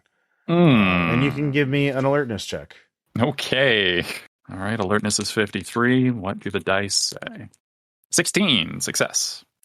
When he moves, you hear a very subtle noise of crumbling paper. Okay. So that could be for very normal reasons. I assume nothing. Yeah, Jørgen shows up on time. Ryan, do you also show up on time? I'll show up like 30, 40 seconds after Jørgen, but still technically on time, yeah. Okay. Ate a couple of the mints at the front of the store. Agent Exeter greets you both and says we'll wait for the last member of your Yersinia. I will look out the window and say, it's a nice view. I suppose it is. He does not seem to react to it. Human? Does he? Yeah. How's he doing? Yeah. Okay, sure. I'm also getting on that train. Fucking 96. God damn these dice. What the hell? 87. I failed again. It's 82. 37 to make it. Thank God. Okay. Jørgen, you're getting there is definitely something off about him. He is desperately trying to be normal. He is a very normal person and wants you to know he is normal. I will say, just apropos of nothing, directly to him, it's okay. We've all seen lots of things. Yes. You don't need to worry about coming off as someone who hasn't. Tries not to react to that. He does a very good job, except you can kind of tell there's a little bit of flinching. Yersinia, you show up. I do show up. Yeah. Very specifically, I want to have brought a little book with me. Okay. I will take my seat and set the script on the table. Not say anything about it, but I want to see if he reacts to it at all. Give me a human check. I fail. Okay. Yeah. Doesn't react. Totally fine. All right. Doesn't understand. Doesn't seem to recognize it. So he says, "Greetings, Agent. This operation is codenamed India Moon. We have to find a missing group of operatives of the group. Operatives were under care at a psychiatric facility here in Boston that has deep connections to the group. The patients have been committed for some time. They went missing on August 28th, approximately at the same time. The police have not been alerted, but the group wants them found. Message has been found on the wall of one of their rooms. It reads, Abigail Wright has gone to sea, crossed the waves to rescue me. In a ship both tall and fine, she rounds the corner, making time. It is written in marking blood. time? Yeah, marking time, I think. Yeah, marking time. Sorry, yeah. It is marking time. It was scrawled on the wall in a copious amount of human blood, covered with taped newspapers. Before their incarceration, each of the operatives came in contact with a book known to have unnatural properties. The book goes by many titles. The recovery of any occult book in this operation is to be reported. Barring a cursory examination of title and author, any such book is not to be read. Exeter takes out a phone, an old-looking satellite phone. You can contact the group by pressing *616 on the phone, but communication should be kept to a minimum. Here is a card for Dr. Richard Dolan of Dorchester House Psychiatric Facility. There's contact information on it. Dolan is a group friendly and is familiar with our activities. He is expecting your call. Let's see. And also, Jørgen, make a sand check for helplessness. Recognize the name Abigail Wright. I do not make that. All right, that is one for helplessness. Hey, join us. Join us, Jørgen. Yeah. And that is what the satellite phone looks like, although someone is holding it. So, Oh, it's a Zach Morris phone. Awesome. yeah, Mm-hmm. that is. I'll just under his breath, Jørgen's just like, it isn't dead. I didn't think it would be. So that is your mission to find. Oh, and here is a names. Here are the names of the missing agents. Yersinia is excited for those. She remembers the names of the people who we saw in the insane asylum. Yeah, she loves lists of names. Yersinia loves lists and information. Yes. Are there any questions? Sorry, I'm just trying to think of something now. Yeah. Is this the first time Abigail has come up? Is this why we have been contacted? Yes. Locate, retrieve, or eliminate. Please be more explicit. Recover unless they have to be eliminated. Good enough. But your first step should be go to Dr. Dolan and find out more about the missing operatives. I'm just trying to figure out how much I want to push this guy. Yeah, all of you can smell the oil, gasoline, and body odor coming from Agent Exeter. Now, is this a having been working with gasoline smell or a I poured gasoline on myself smell? Working with gasoline. Okay. Like the inescapable. he was working in a machine shop or something like that. Yeah. I remember smelling like that when I burned down a building. It was more smoky with us. It's fine. Yeah. Well, that was carefully engineered. Honestly, I'm just trying to decide whether or not I want to look him in the eye and be like, "Did you need help?" Because of the hidden message. But I don't know if I want to be that direct. Do it. Yeah. If Yersinia notices you mulling over, she'll be like, I'll listen. Cross our T's and dot our I's, hey, with this invitation. Yeah, that's fair. Okay. Yeah, screw it. It's like, are you sure, based on the message, that there wasn't anything else that you needed help with? No, I don't need help, except for you to find the missing operatives. Did you construct the invitation message, or was that outsourced? You don't need to know. So you're unaware of the extra parts of the invitation?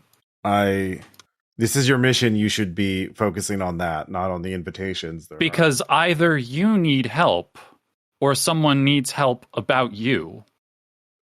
That's about where I land. I don't need help. Focus on the mission. You meant that? Just Yeah, can I re-roll human? Like, have I rattled him? Okay. Yeah, sure. Yeah. Okay. All right, a respectable 63, finally. Yeah, Agent Exeter is definitely getting tense. Mm-hmm. We should not be all together. I am going to leave. You have your mission.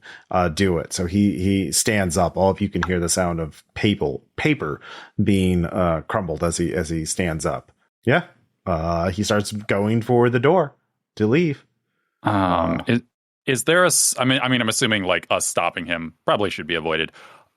Is there a side exit or any because like I'm assuming since we arrived separately, we parked in different places. Like I feel like the instinct here is it would be nice. Like I don't know if Fitz is maybe going to put someone on him, but I don't want to rely on that. Should we try and fucking tail this guy? We should send Balto after him. You up for it, Jørgen? Okay, he walks out. Jørgen's already. I assume you're letting him walk out before you have this conversation. Yeah. Okay. Like turn around, like turn and be like, oh, he's already going. Okay. They look up to see and like you just see the door closing. All right. Well, I don't really know how to tail someone respectably, so I think trusting Jørgen for now is the move. Jørgen, first you need to make a stealth check to get your car in time. You got it. Ot 4. Okay. Is anyone going with Jørgen? I think it's less suspicious if it's just him, right? All right, give me a drive check to see if they lose me. Yeah. Well, you got you. I mean, he did leave before you, and you had to give him a little time. So, all right, success. Surprisingly, I only have 20, but I got a 16. Okay.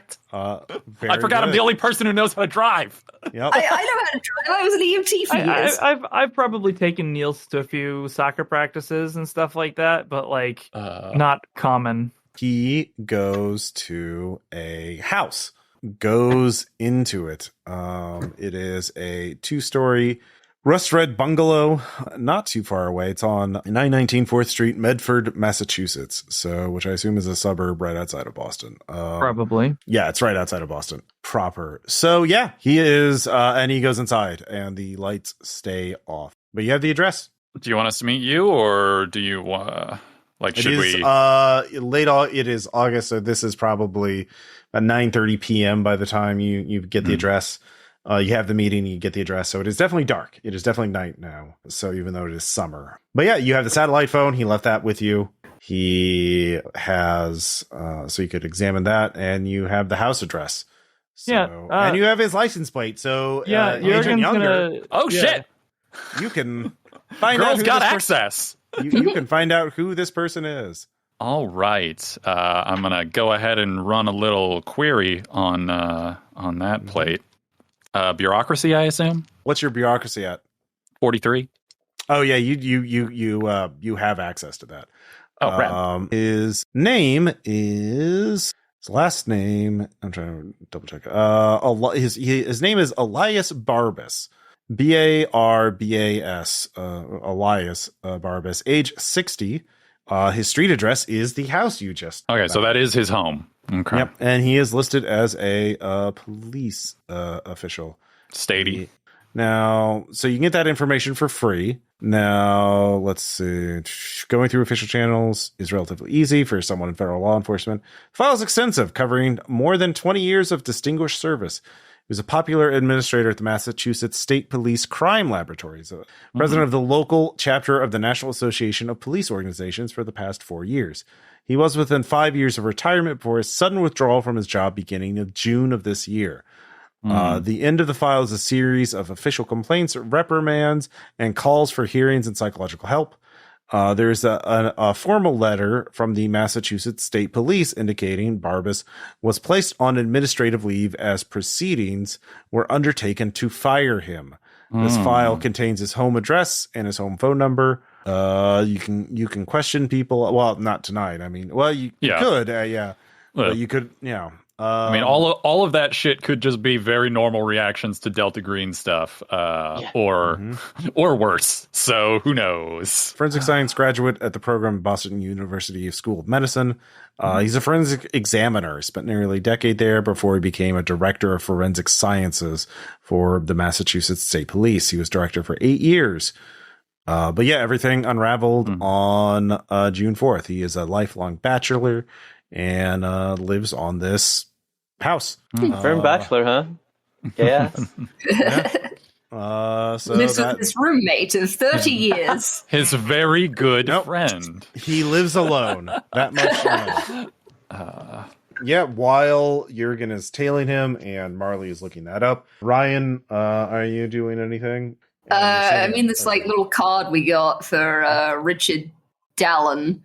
That website, the sdhpf.com, just go on that because their email is at that address, and normally it's someone's last name and address or whatever. So I'm just gonna what is this address? The Dorchester House Psychiatric Facility. It has been around until for decades. It was opened in 1989 as a psychiatric private facility, a private hospital. Its mission on its website is to study, assist, and treat those suffering from violence-related mental illness. It specializes in psychotic behavior stemming from post-traumatic stress disorder. Dr. Dallin is a well-known expert in the field of post-traumatic stress disorder treatment, and he runs the facility since inception as its director. He alone is in charge of its charter, and it is operated for 26 years now. Especially it has a lot of government contracts or contacts as treating, I don't know, veterans of the global war on terror, which has been around for. Have there been consequences to that? There have been consequences. It is a 17,000 square foot, 3-story E-shaped building. Located in the Clam Point neighborhood of Boston, next to Interstate 93.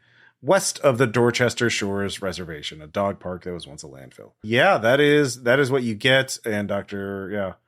Dallin is a pretty well renowned. He is a doctor and board certified. It all seems pretty damn legit. Okay. Yeah, and actually, if you were gonna treat someone for weird Delta Green type shit, that's the kind of place you would treat them. So apparently, and remember, Agent Exeter or Dr. Barbas said that Dallin was a friendly to the group, which means he knows what Delta Green is. At least, if you believe Barbas to be credible. So, Yersinia, what are you looking up? So, I mean, we have a new possibly creepy building. We do have a new creepy building. I think so. There's two things I want to do, but I think I'm going to prioritize the fucking Dorchester House because once again, buildings and their love of eating people seems to be the topic of this campaign.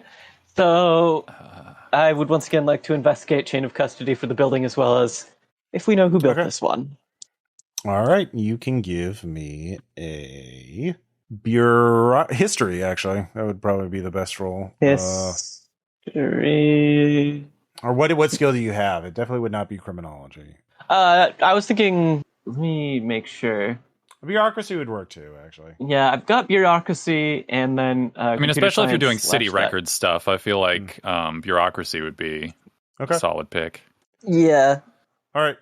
I got a 44 on that, which is a success. All right. God damn! It was originally built as a boys' school by the Boston Catholic Archdiocese in 1912. It was not built by that architect. Darabont. Thank you. Had nothing to do with it. The school closed in 1944. The building was maintained by the Archdiocese but remained empty until 1955. The South Wing was converted into a gymnasium. The gymnasium operated for 10 years. It was closed in 1966 and briefly run as a public recreation center called Dorchester House School. It was closed again in 1969 and remained empty until 1986 when it was purchased by the St. Demphina Foundation. 3 years of renovation followed, and then it opened up in 1989. So the foundation, you find very little information about that. Anything particularly strange about the closings and reopenings, or is it just standard? Nobody paid the bills fair. It's just, building, some organization moves in and uses it, but then they have bad luck. Nothing strikes you as nothing like 20 children murdered. No, nothing like that. Okay. That's good. That's good, but frustrating. This is only in the hour. So now you're all caught up. Jørgen's outside the Barbas's house. All the lights are off. There are no lights even after he goes in. And you're in your car on the curb. So I'm gonna stick around for a while. Wait for, I don't know, an hour or something, and if the lights don't go on during that hour, I will check for security camera and coverage and things like that. And and if no light, I will make a smart approach to the house. Okay, give me an alertness check. Success. You do hear a very faint mechanical whirring sound, like some sort of mechanical like starting up, and metal scraping on wood. But it's very faint. You can barely hear it. But the fact that you can hear it at all is Well, I mean that. I don't need further causes for curiosity. If things can continue to be weird, I'm going to eventually sneak my way up to the house. Are the three of you going to catch up with Jørgen?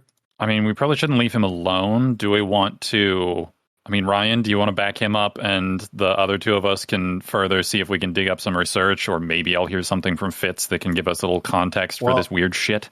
Are you contacting Fitzroy with information about who gave you the? I mean, she didn't. That's she the didn't one really. thing she asked. Yeah. Oh, okay. If she did give me a secure method, then I will pass on. Well, no. Remember, at your meeting, she said, "Find out who gives you the meeting." Oh yeah. Gotcha. Yeah.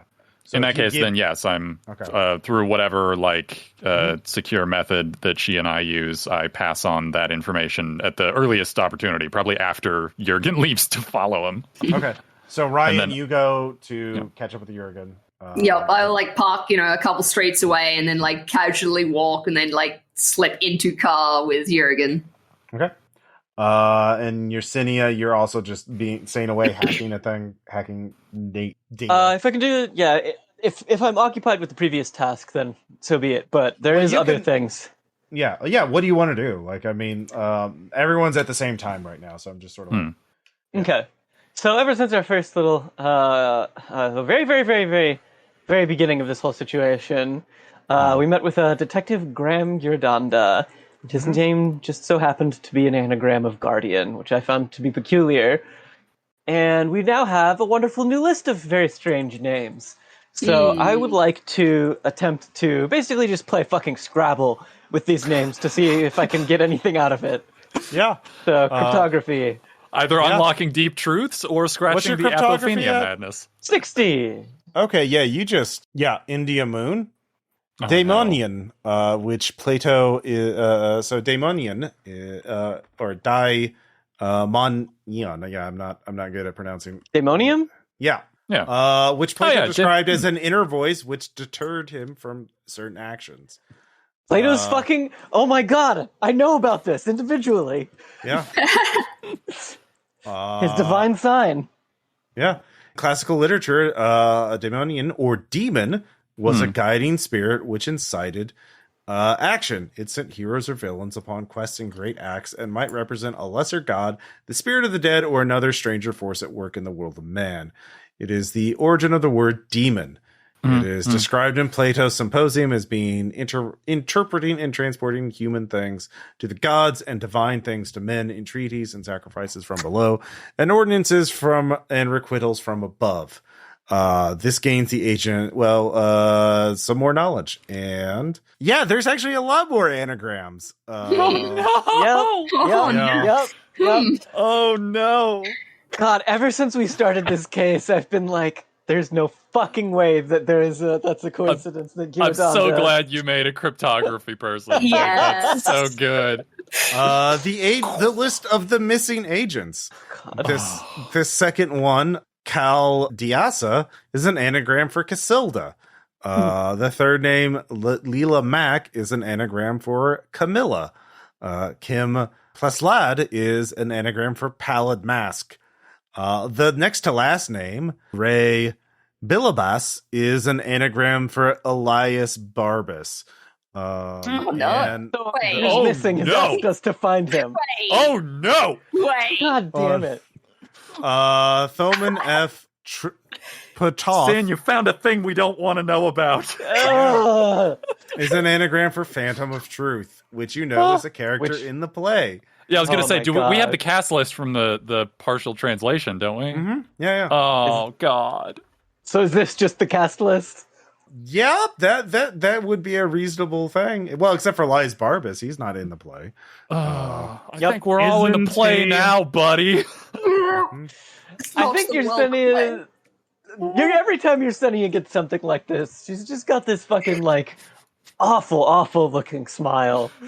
Oh. Yup. So Yersinia, you're just getting all kinds of great names and information, and you're adapted to helplessness. So Sure am. yeah, I'm just a part of the play. I'm just fulfilling my role. You transmit a message to Fitzroy. Yeah. Well, I mean, I guess I end up sending her two messages. First, when the meeting is over, with a general description, and then after I do my search, I update her with what I learn about Barbas's background. You get an encrypted message pretty quickly. Barbas was the target of a operation. The target. The target. The group investigating him is now missing. I immediately send a message to Ryan and Jørgen that like he was a programmed target. You are utilize extreme caution. This is we are now probably hunting this man. I assume. I'm gonna assume that's sort of the vibe of Fitz's shit here. So you only mentioned Barbas's name. That's what you... Yeah, okay. Mm-hmm. Well, I mean, I also tell her about the facility that she directed us to, Dahlen and so forth, or that he directed us to, Dahlen and so forth. Okay. I want to mention the name on the invitation, because the person that we met was not for whom the invitation was written. Oh, yeah, good point. Richard Zialoni and Elias Barbas appear to be two different people. Did you do your anagram stuff on Zialoni? Or is that just a Polish word and that's the only layer? I haven't looked into it yet. It seems like it seems like Zialoni is as far as it goes, because it hasn't. That's the meaning of it. Okay. So Barbas was an operative and is considered compromised now. Cool. Like we had, like I messaged her that like we currently have surveillance on his home. Continue ? Continue reporting to him until you can discover what is going on. If you can find the previous team, that is the top priority. Is the team he gave us names for legit? Like, no, that is not there. There is a missing team, but those are not their names. And ask her for the names. Ask her. Yeah, names, please. Yersinia is playing fucking phone jockey. Like, ask her for the names. Yeah. I'm just trading encrypted messages with Fitz while like Yersinia is like sitting next to me. I'm not at liberty to discuss those names, but if you find anyone who claims to be a federal agent, especially DEA, you are to report them immediately. Missing DEA agents. Okay. So find out what is going on with Barbas. That's what I'm doing. Well, this is so is there anything else you're mentioning? Right now, you've only specifically mentioned Barbas. So yeah. Well, I mean, I passed on like the information that he gave us about like Dorchester House, Dahlen, as well as the list of names that he gave us. So is there anything, any red flags? Well, and also the fact that like Abigail Wright's name came up, which yeah. Okay. I will look into that. Okay. Find out, and then hangs up.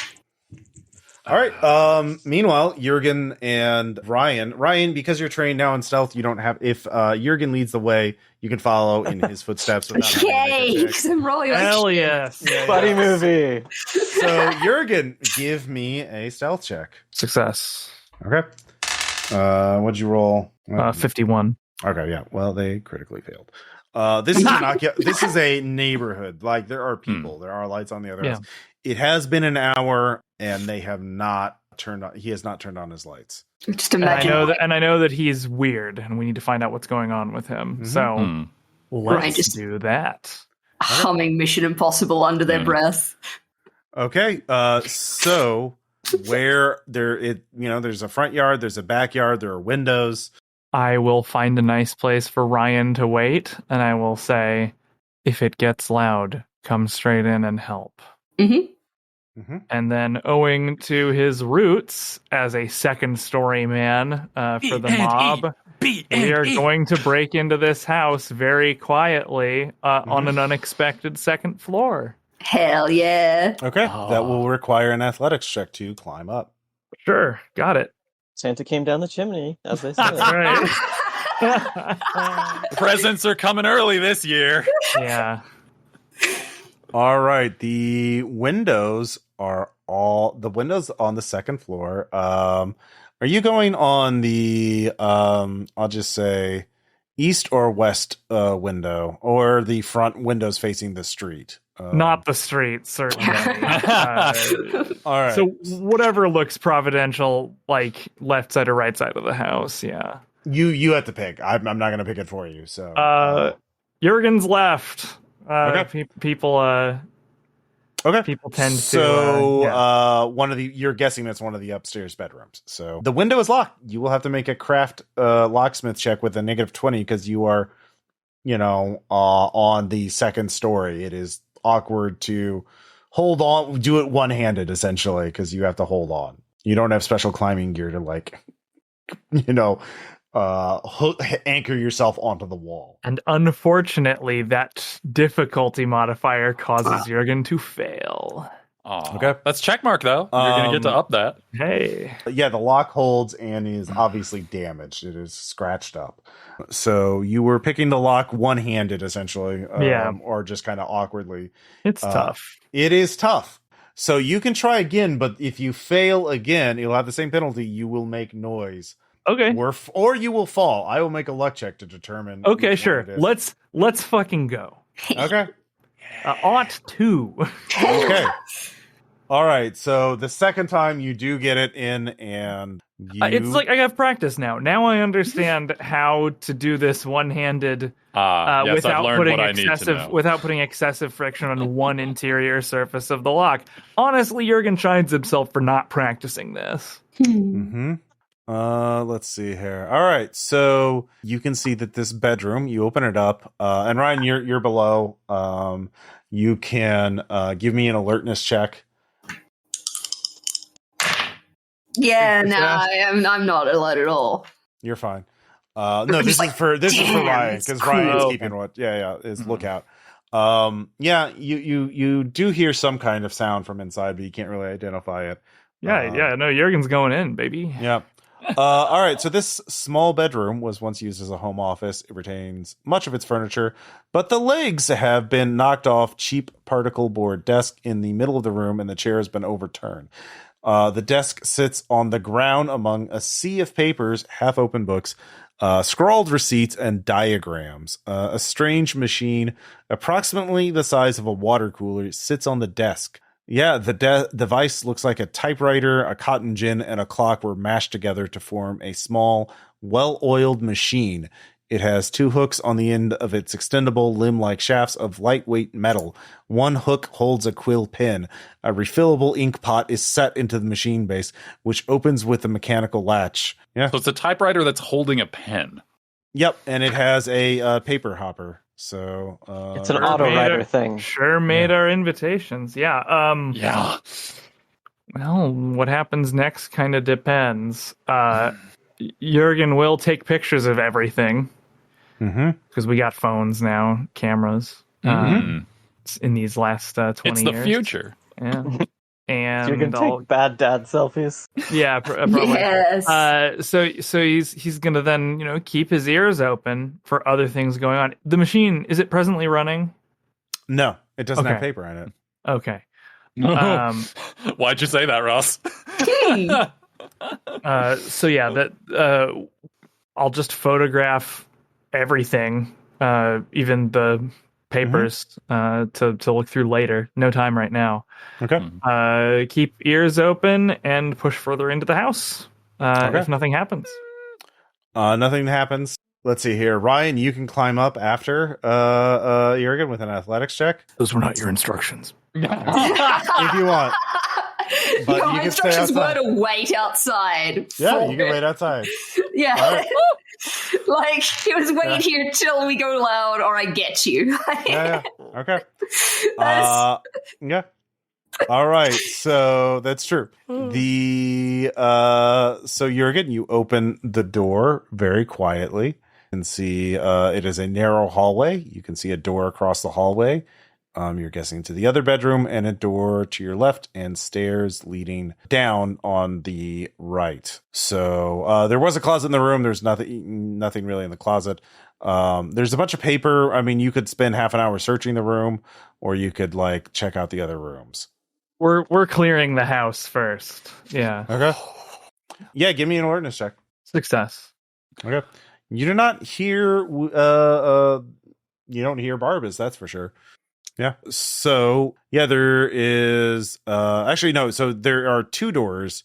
There's one door straight across from you. That must be the other bedroom, but like when you look to your left, you can see another door on the opposite wall. You're guessing it leads to a closet or something, but the door it's a whole place. I don't know if you do this. Yeah, so you're not searching through all the paperwork and everything there. Here. No, just again taking photos. Yeah, once it becomes a crime scene, I'm sure we'll have a chance to search. Yeah. Oh, okay, it's not in there. Okay, yeah. So the other, you can't see that door yet because that's inside the other bedroom. Okay. Yeah. There's just a doorway right across from you and the stairs leading down. Yep. So. The stalking continues as I go into the other room. All right. Let's see here. Dun, dun, dun, dun, dun, dun, dun, dun. Mm-hmm. I hear that from outside in the yard, and my face falls. All right. Upstairs is a bare bedroom with a half turned over futon, a splintered dresser that has been struck multiple times with something like a hatchet, and piles of dirty clothing. A recently used hibachi micro grill is next to the futon. The closet door is closed, and the mirror on the outside of the closet door has been smashed. The closet door is, and the wood floor is chipped with like half moon marks, as if from the edge of the metal file. Etched into the floor beneath the futon, you can see something, and you make it out. It is, what's your occult at? My occult is at 44. All right, it is a seal of demonology. You can tell that much. You cannot know which one it is. Photos all around. Yeah. There are the closet. You open up the closet. All right. It is long and narrow and painted the same rust red as the exterior of the house.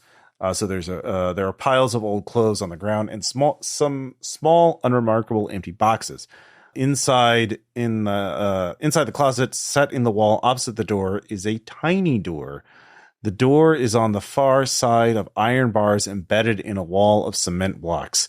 Any object smaller than 10 centimeters on a side may be put through the bars. A mail slot is set in the red door, which opens into the space beyond. Small objects can be easily slipped past the bars and slid. The door is 0.6 meters tall and 0.5 meters wide. It opens outward into the space beyond. So it's a tiny door with bars in front of it on this side, like inset in the wall. Okay. Yeah. So you can stick your hand through. Yes. Yeah. Pictures first, then hand. Just elbow into the mail slot. Really? Yeah. Is Jørgen not at all in touch with the fucking zeitgeist? I suppose he would first put through like some number of inches of a telescoping baton, like a non-lethal baton, that he carries with him just in case there's like a trap or something. But we're just sort of probing to see what is like what this goes to, like what's it's for. Phone record through the hole. Yep. So you open the door. Oh God. And you see a hallway beyond, on the far side of the wall, where a hallway to the stairs should be, is a dimly lit old wooden floor stacked with books of all type. And you see Yersinia, 20 years younger, walking that hallway. Give me a sand check. Oh, that's not good. I love that. I made it though. That's one from Unnatural. You can hear distant traffic. Sounds like New York. Yeah. A certain building. Uh-huh. No, it's a bookstore. Oh my god. Okay. Oh. You fucker. All right, so going back, we're burning the bookstore. Yeah, let me tell you, my arson list is really populating. You also notice when you open the door, there is a little red book left right by the door. You could grab it and pull it back. No. Fuck. I'm sorry, this is what we get for staying home. Mm-hmm. Yeah. So what do? Do you just walk away? Yeah, I clear the rest of the building, figure out if anyone's home.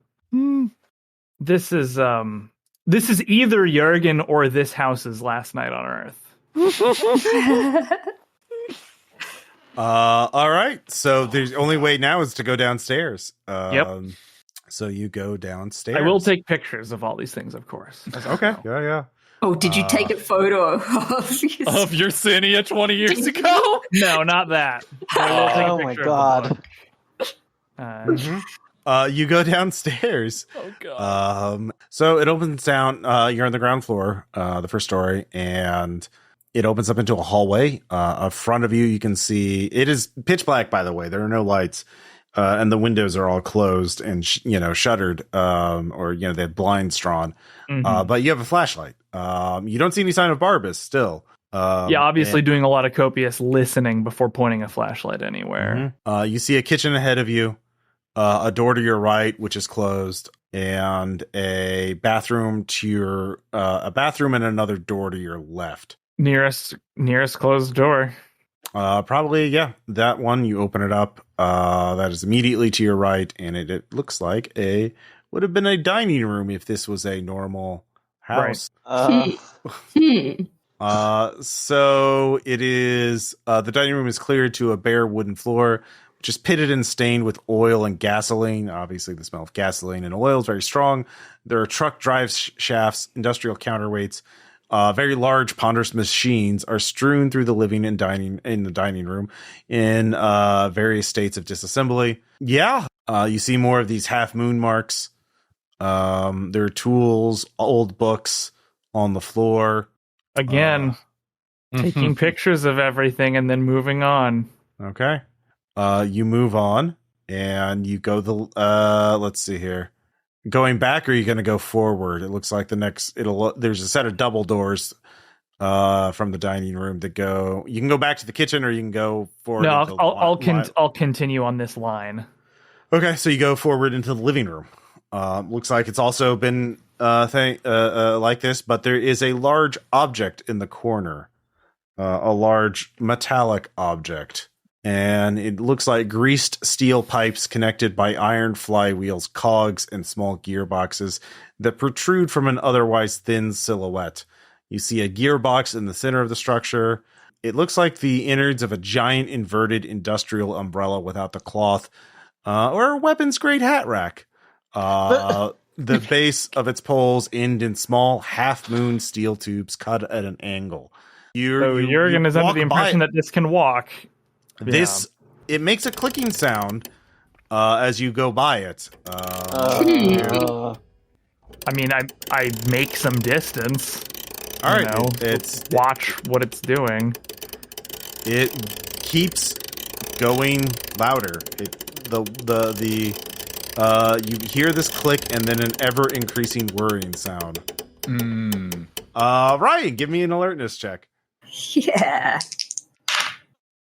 27. I actually make that. Yeah, you can hear a mechanical clicking sound coming from the room. You're in front of a window. It's coming from the room inside.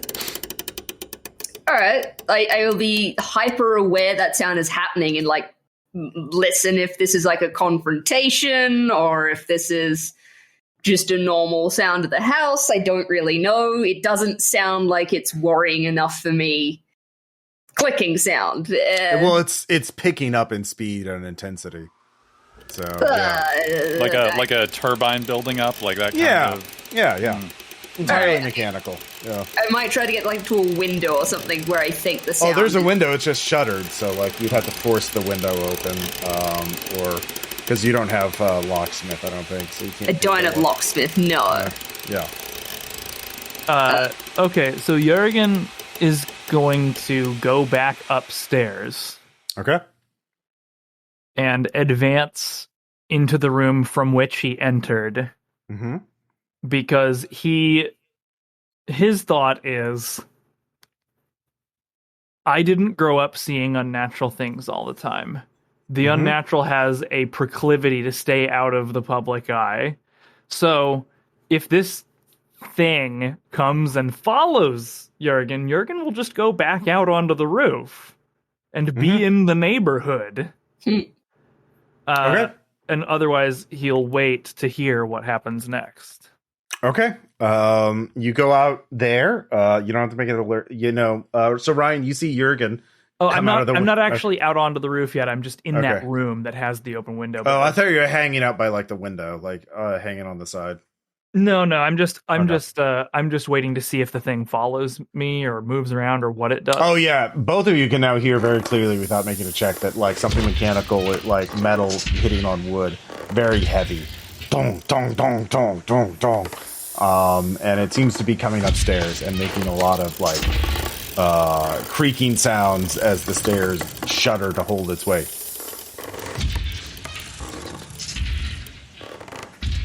So.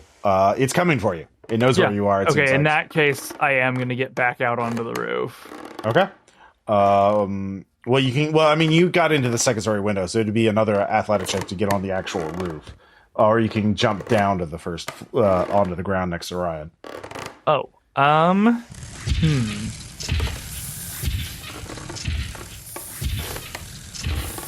Dong dong dong dong. Sorry. Yeah. I'll just head down and see how far it's willing to pursue us. Yeah, tuck and roll. All right. You don't have to make a check. It's just one story down. Yeah, no, just hang and then drop. Yeah. And so Ryan, Jørgen's coming out. You could hear that sound coming. I would have been starting to approach the window because and then see Jørgen and just like stop, look as like questioningly, like something bad. And okay, get some more distance. Start the car. On it, just all right. Yeah. So, by the way, give me a sand check for unnatural for that. You got it. Yeah, I make it. All right. Yeah, you didn't see it, Ryan. You're fine. The washing machine was playing out. Doesn't matter. Yeah. So yeah. It sounds like it's patrolling in the house, moving around. You definitely woke it up. I look just sort of levelly over to Ryan. This house is part of it. Cool. As in, like, the hotel? Let's go buy some gasoline. Just a smile from Ryan. I'm like, hell, here we go. Cool, all right. Oh, no. Okay. Drives to the nearest gas station. All right. So that didn't take too long for you to do because you looked at a few rooms, took some photos, and then woke up whatever the fuck that was. Yep. Yeah. And so meanwhile, Marley, you've gotten the new command from Fitzroy. You can send that to the other agents if you want. Oh yeah. What were the specifics of what she said? Find out find out what's going on. Basically. Yeah, find out what Barbas is up to. Find the real agents. Find out what Barbas is up to. Yeah, while we're driving away from the site, we're sending those pictures over to Marley. Just no words attached, just photos. Like no, Sid, there's I think one he word. went in the It's just, house. There's just Barbas's house, and then a bunch of photos. He went into the house. I so wish you took one of Yersinia. Just oh my god, that would have been. And then after the photos, this house is like the McAllister. Bless. Okay. Good news, I assume. Jørgen took initiative and went into the house, and apparently there's just all of this stuff. I'm sharing pictures with Yersinia, and yeah, he says it's like the McAllister building in some unspecific but intense Jørgen description, I assume.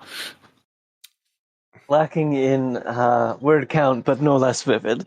Yeah, no, I feel like you got to the point. Well, then I suppose we should take a look, shouldn't we?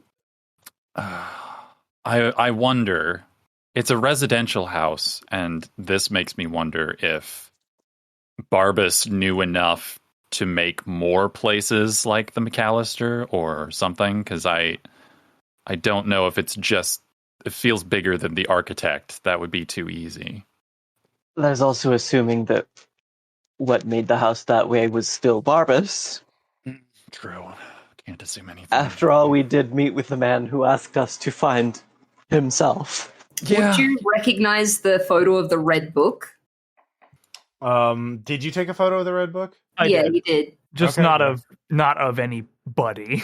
Yeah, Yersinia, you do recognize that? You recognize that floor no. too. That's the bookstore you can't find again. I think if Yersinia saw that, the reaction would be much more... Yeah, I'm scrolling through Definitive. picture. I'm just scrolling through pictures showing her, and that one comes up. grabs your phone. Yeah, Where give did me you a get that sand check. picture? Yeah. Yeah. It's one of the ones Jørgen sent. It's from apparently Barbas's house. No, it's not. I mean, I mean, you can And literally naked. see that it's inset in a wall Yeah. in the photo. I've seen that floor. I know where that is. I know I knew where it was, but I've never been able to find it again. You remember those books that I brought you when we were staying in that hotel? The unfinished script and the story Devil's about the Craftsman. architect. Yeah.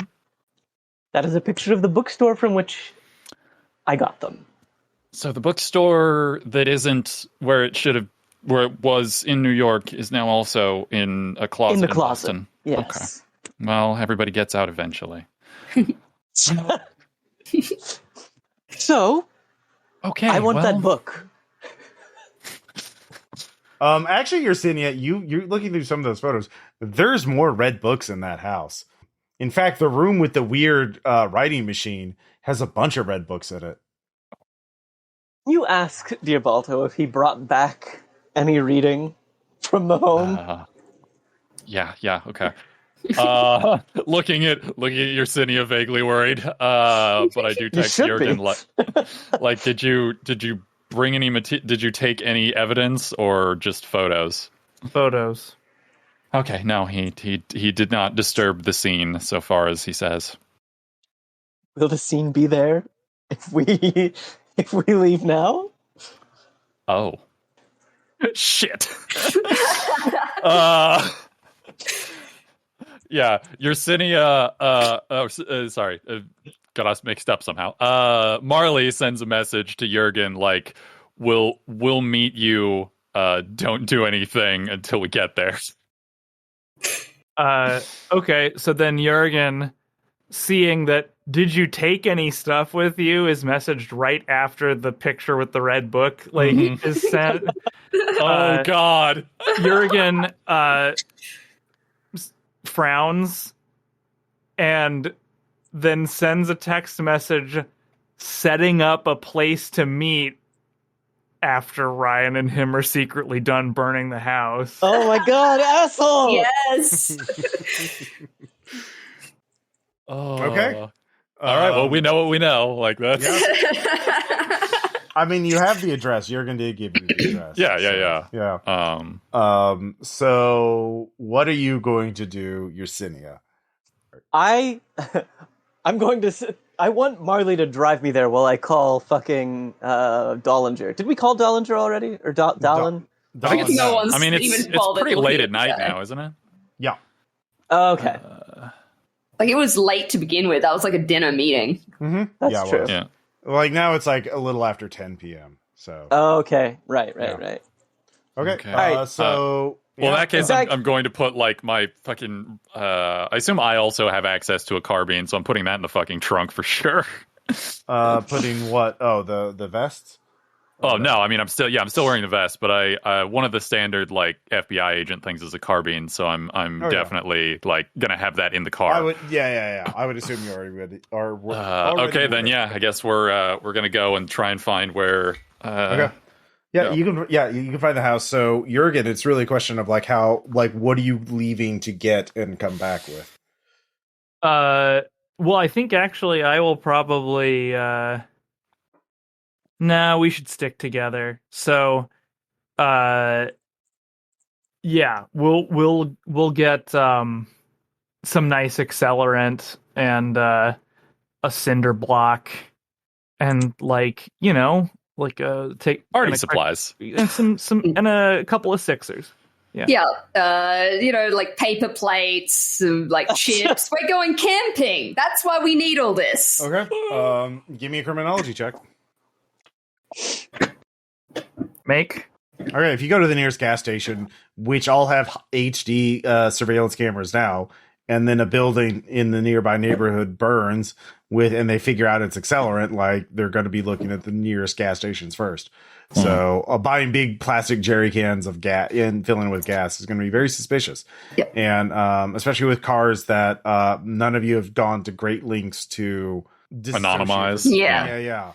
Can I use navigate to find a place that would be your closest? Yeah, we don't need to buy gas necessarily. There's other stuff that's flammable. Yeah. So you would have to go a little farther out of the way to go to a Walmart. Sure. Yeah, Walmart will be open 24/7. Yes, exactly. Okay. My thought was give me a navigate check to find that. Former paramedic driver. That is a 59. I am not used to Boston. I am used to New York. New York, Boston is notoriously hard to navigate, especially when you're used to the nice grid network of New York. Mm-hmm. It turns out all the roads in Boston are just paved over horse trails. So you do find it. You didn't critically fail, but it will take you a while. Marley, give me a drive check. All right. This is a thing that I can do. No, it isn't. 61 over 50. I Damn fail. it. Look, I am not from a city this sprawling. It'd be very awkward if we all show up there at exactly the same time. Guess what? You all do. Yay! So you both failed, and you all pull up within like a minute of each other. And you're parking several cars on the same quiet suburban street neighborhood. I feel like if we're burning it down, we wouldn't have the cars so close. We would. Well, I mean, like within blocks of each other. Oh yeah. And also, like, we know each other's vehicles most likely. So you all see each other because there's no one else on the street. And Ryan, Balto, mind explaining what you're doing here? Jørgen gives a friendly wave and proceeds to the next step of burning the house down. Oh my God. We are taking care of business. Finger guns, walks with Jørgen. What are you doing? We can't just jump to burning the place down. Are you two insane? It's the McAllister. It's the same thing. And it didn't work last time, clearly. Oh, we haven't just got every vector yet. We found one more vector. One shot doesn't always kill. Jørgen mutters under his breath and hucks a cinder block through a window. Front door unlocked? It is not. It is locked. And a light at the next house turns on. Oh, fuck. The neighbor's house. He's masked, by the way. He's wearing like a balaclava. Okay. We have to go. Yeah, we have to go. Give me a sand check for helplessness because this is going to be this is the highly risky criminal behavior. There's a lot I make it. All right, yeah, it's fine. All right, so they're going to be combat basically. There's a big whirring sound in the house. And it's starting up. So Jørgen starts it by throwing a cinder block through the front window, I guess. Yeah. We're going to be centrally throwing some accelerant, Well, so that's your first action is the center block. Then the thing inside the house starts up. So that's its action. So let's see here. We'll just go in order. It's just the rest of the player characters. So Marley, what's your dex? My dex is 10. Ryan, what's your dex? 12. Yersinia, what's your dex? 13. All right, Yersinia, you're next. What do you want to do? You're on the front lawn, basically. Quickest way into the house? Probably the broken front window. All right. Or you could see a side window is open. Oh, but that would require an athletics check. Yeah. Yeah, I can do that. All right, give me athletics. Let me find out what my athletics is. It is base is 30. It is 30. Yeah. I should have fucking run. 14. Fuck yeah. Fuck. All right. Yersinia mine is also at base. I'm spry for a 57-year-old. Yeah, you're highly motivated. So Yersinia gets up to the second window, where is climbing. And let's see, so 12, I think that's Ryan. Yep. I assume I'm pouring accelerant through the window. I'll say to Ryan, Yersinia knows the deal.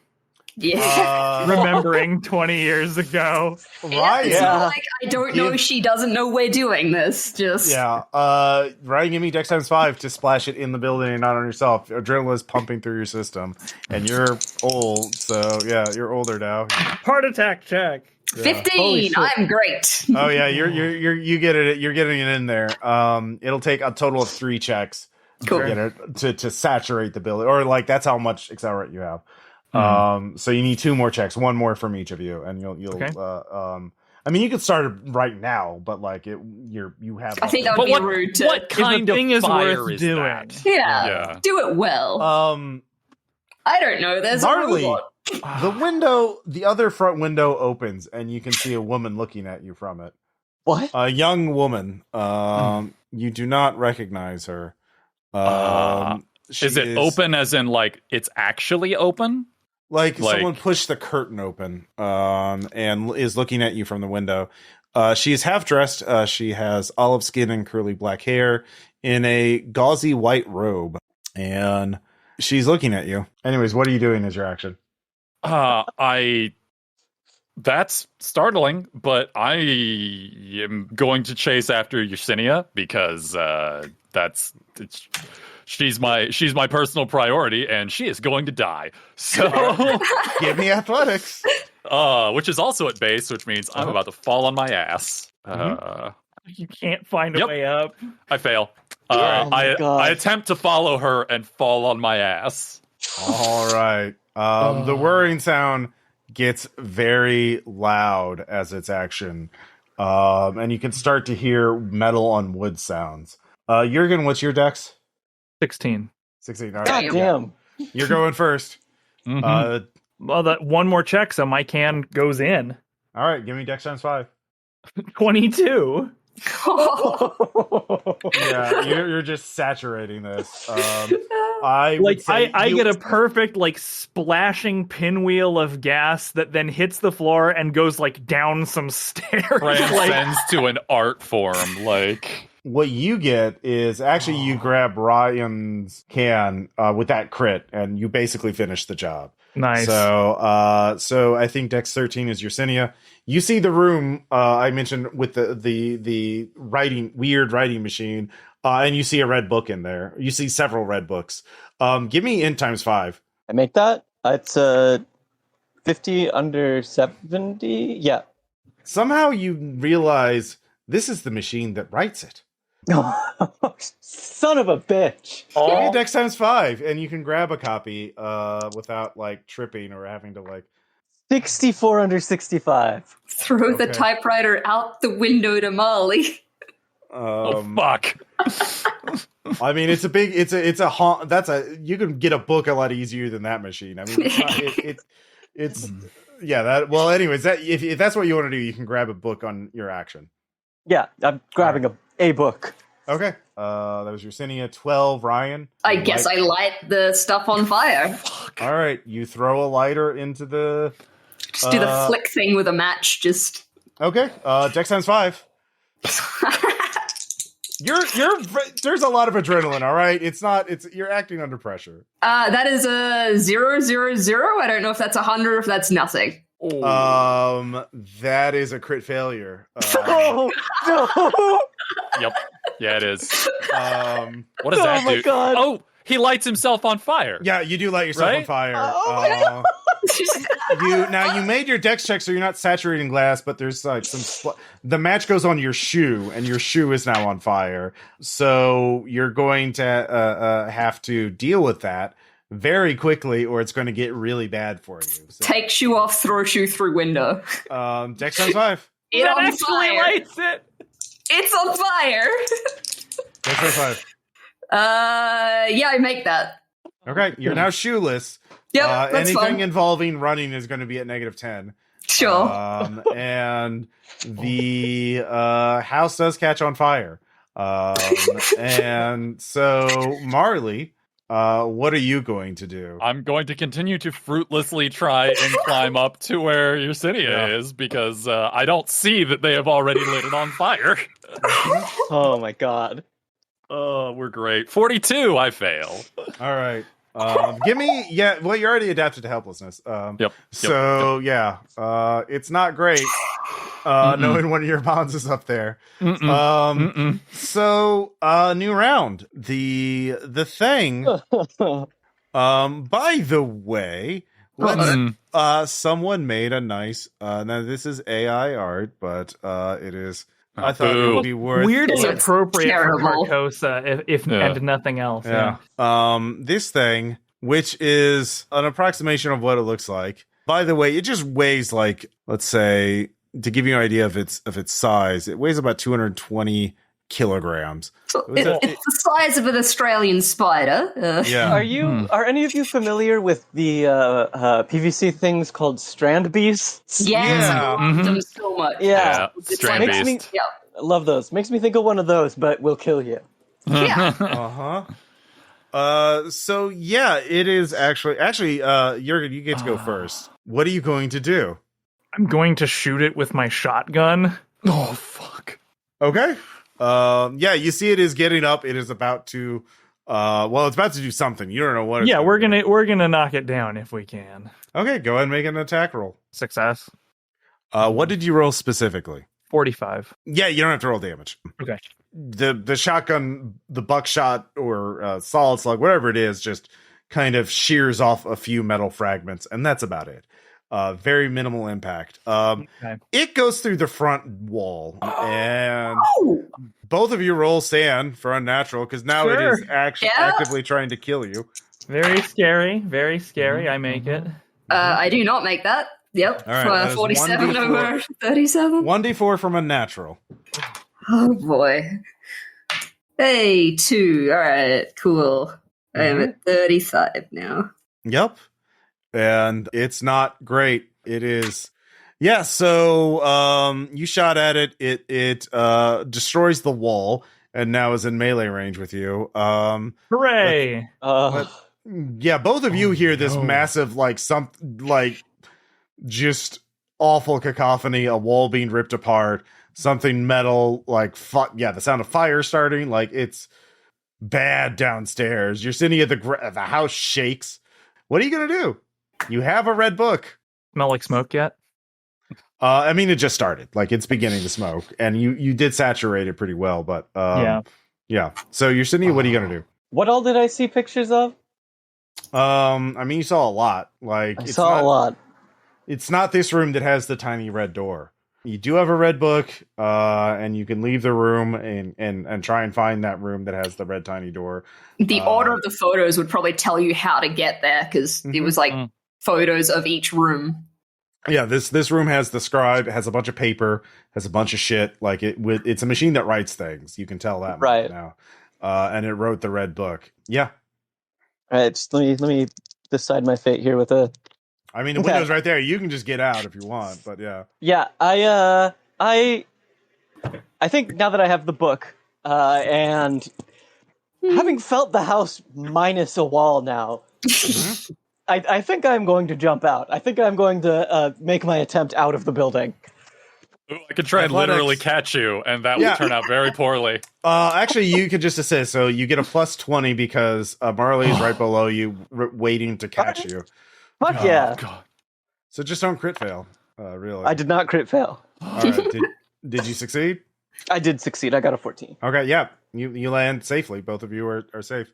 The house next door, there is someone watching both of you duck, and you can see someone is watching what's going on from the next house over. You can't really... Fuck, heads down. We gotta go. Yeah. I don't know if Yersinia notices that. I think she's like fucking... This is like a fucking animal just charged down its prey. She's got the book. She's like grabbing Marley, and she's like, I got a copy! Yeah, and we gotta go! All right, so Marley's dragging Yersinia off. Yep. So, well, at least they will be next round. Yeah. So, Ryan, you're the only one who hasn't acted yet. So, I mean, I have unarmed combat.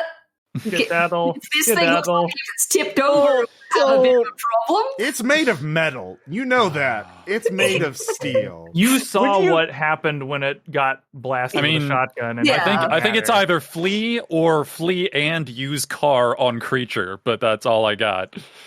It is a giant metal spider. Would you approach a normal non-metal spider? No, absolutely not. You can give me Dex times 5 to just run back to your car. I'll like head to car. Like Minus then 10 because he's missing Yeah, a shoe. -2, yeah. oh my Yeah, And now there's all this wooden splinters and nails on that's weird. Oh, no. I wouldn't have made that with the Dex thing anyway. It's fine. I start limping towards the car. Yeah, you take a point of damage as your feet get pincushioned by... You're getting John McClane. You're getting John McClane. Oh my god. So you're running slowly, but you're still in danger. So, Ow, ow. Try to new haul it. round, the creature is going to attack you. Dodge. Yep. Let's see here, but it critically fails. Oh, okay. So It rolls over. what happens is it has stabs out with a single telescoping limb hidden in its body that launches out, and it hits there's a front porch with like a roof on it, and it tries to go for your head, but it goes into the wooden porch, into like a support beam, and it catches on something. You hear metal go through metal. It can't pull it out. It's stuck. It is not injured, but you don't have to roll dodge. It can't do anything. House is burning. Time to leave. Give me Dex times 5. Oh. Success. All right, so you're running. Ryan, you already passed Ryan, and the Yersinia and Marley, both of you give me Dex times 5. Oh, God. I'm pretty dexterous. Mm-hmm. I'm not. I make that with a 50 under. I 65? don't. Can I fail it with a assist? 70 over 50. Okay. All right, I'm not going to leave Marley behind. So, like, as I imagine on it, the book. initially I'm dragging you, and then, like, you come to and are, like, now dragging me. Yes, So- exactly. Yeah, you both two. I mean, neither of you are like physically injured. So the main thing is that you're slow enough that lights all throughout the neighborhood are turning on. There's too much noise and chaos going on, and people see you.